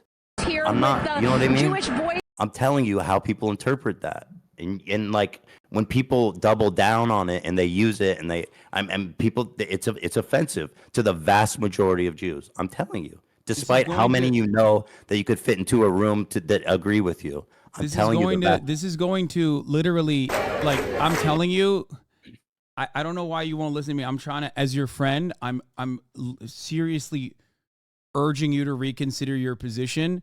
Why? Because if What's you my are, position? I'm literally just explaining why people find it offensive. What is my position exactly that is a problem? What's my position that's your a position problem? comes along with the false conflation that this slogan is harmful to Jewish people. A slogan that is otherwise not harmful to Jewish people can be used in an anti-Semitic fashion. A slogan that is people believe it is harmful to them. But that doesn't change the reality of the slogan or the fact that there are plenty of Jewish people who are in support of Palestinian emancipation who use it. It's a slogan at the end of the day for a morally righteous cause. Just because But there's also fucking terrorists that want to kill a bunch of Jews also amongst that cause, despite it not being a lot. That's how fucking Jewish people and Israelis interpret it. I'm just telling you, dude. Okay, whether you Ethan, agree or not, I'm just explaining it. Ethan, I know you're just explaining it, except okay. You're not gonna convince Jewish people that It doesn't matter. I don't care about convincing Jewish people. But first of all, I care about convincing whoever will actually listen and try to understand from a charitable perspective what I'm trying to say. But ultimately, yes, I am not going to move on this position because people are uncomfortable by this slogan, considering what the slogan actually is. There's no reason to concede. There are certain things that I find that's not completely true. unacceptable. There are reasons. I mean, you like wrote, you said, if you wrote From the River to the uses Sea, it, terrorist groups use it, and so like there are reasons. Whether you agree with them or not you're justified Hamas to says disagree. free Palestine as well. Does that mean free Palestine means eradication of Jews? It's in their charter too.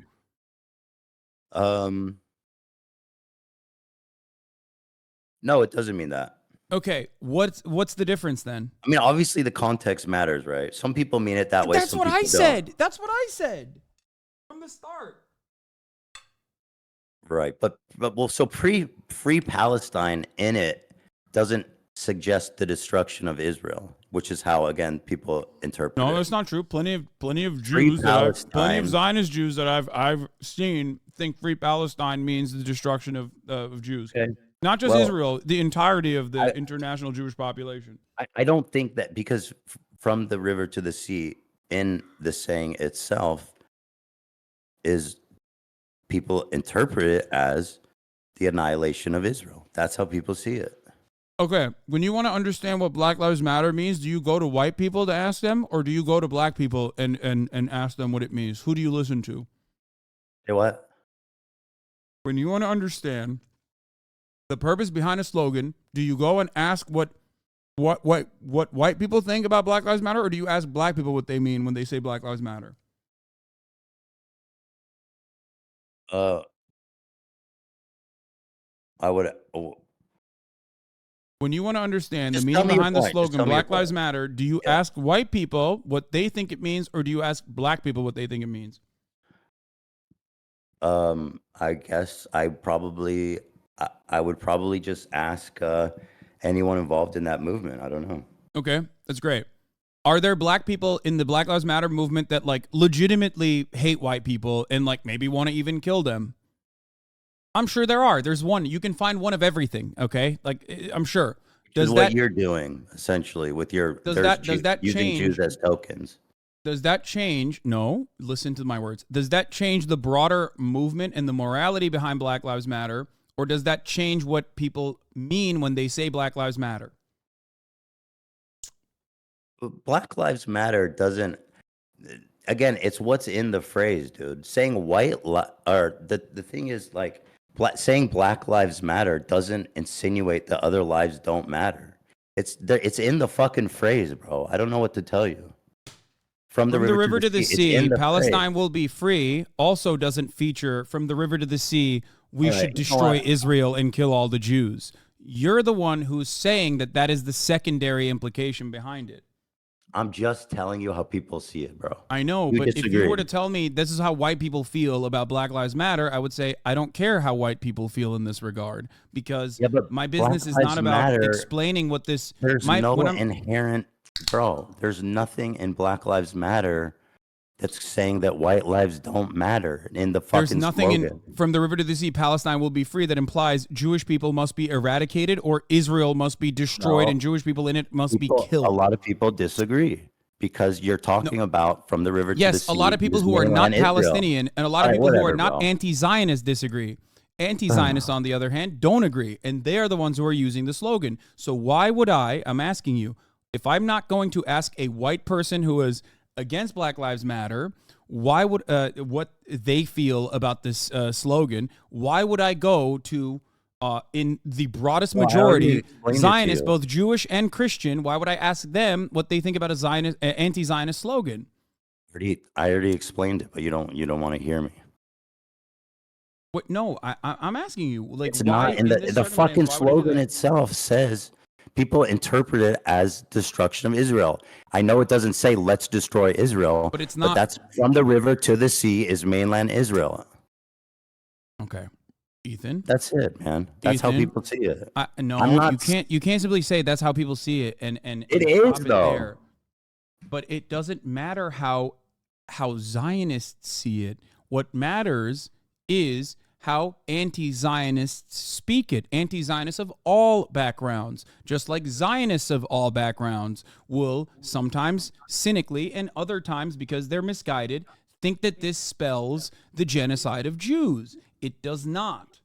Can you do you care that your chat is calling me racist? Do you make any attempt to modify? I have not looked at my chat. Moderate that at all? I have not looked at my chat at all, but I just opened it. But don't you have moderators? Do you care at all about what your audience says about me? There's 32,000 people in here right now. The reason why people are saying that is because of the conflations that you made, Ethan. That's why, I can't stop people from viewing you a certain way if you're going to make these comparisons that they've heard from actually racist people. You literally implied that Jewish Voice for Peace would be akin to a capo in this circumstance. Oh, you are fucking so bad faith for saying that, and fuck you for even putting that out in the world. That was not my point. Made this comparison. My point was that you can find anybody to defend any fucking thing. That was my point. You also made a comparison that this slogan is akin to the swastika changed over the course of its trajectory as a symbol for Nazi Germany. And then also on top of that stated that the Confederate flag means something different to the Southern folk that want to promote heritage, not hate. Those people, when they say that, are cynically saying heritage, not hate. It doesn't mean slavery to me. Those people are in the wrong. These people that are saying from the river to the sea, Palestine will be free, are not in the wrong. They're in the right. That's the major difference. They are morally righteous, and their slogan in and of itself is on the exact opposite side of what the Confederacy implies. That's why a better comparison would still be to make a comparison to Black Lives Matter in the way that some white people foresee or perceive Black Lives Matter. And if I'm not going to listen to what white people who are against Black Lives Matter have to say about the slogan itself, then why would I listen to people who are defending Israel on what this slogan means? Because the broadest majority of people who consider this to be an anti-Semitic slogan are, in my opinion, deploying it cynically. Not you. Not By you. the way, I'm not even defending I'm not even like, I'm just trying to tell you guys how it feels. And I'm fucking shocked that you don't care that people in your chat are saying, who the fuck is this child, cold, arrogant, Ethan, fuck. I love you, but there's only so moderate? much I can do. How can you be surprised when your Discord is literally full of fucking Ethan, I love you, but there's only so much I can do if you're making that argument. You know that, right? Like, at a certain point, you're an adult, and the words that you're saying are going to be perceived by people in a certain way. I can't constantly tell my community to shut the fuck up, like, right, well, which I have, listen, and I think they should. But at the end of the day, it's because I know you personally, and I think your heart is in the right place. But they don't know, so it's hard. It's hard for people to view what you're saying beyond your words. I'm just telling you the perspective. You disagree. That's it. I mean, what the fuck do you want from me? Okay, but do you get where I'm coming from? Like, that's why I'm trying to understand your analysis, dude. Okay, I understand your analysis. I don't want my community to hurt your feelings. I don't want your feelings to be hurt either. They're not hurting my feelings. They're monsters. They're like psychotic. I think you're a good not person. All of them, but there are a lot of them, and you don't seem to care about moderating it at all. That's not true. Whereas when you're on my show, we really do care about what people say about you on Discord and chat, and we moderate it to keep like a good environment. But you don't seem to fucking care about it. There's no way I can shut off my chat. I mean, I can put it in emote mode, but that's it. Just like you shut off your chat. Just like you shut off your chat when these sorts of conversations happen in an effort to stop bad faith pieces of shit, we can put it in emote mode, which is what I'm doing now. But ultimately, you have to realize, like, when there's 33,000 people, and it's not even YouTube, it's literally fucking Twitch, so that it's even faster. It's almost impossible to moderate because people are going to perceive what you're saying in a certain way. This is not like, there's only so much moderation I can do if you make that comparison. Do you have moderators in your chat? I don't understand. I didn't make any fucking comparison, dude. I'm literally just explaining how people feel about it. That's all I'm fucking doing, man. And you continue to put words in my mouth, making it seem like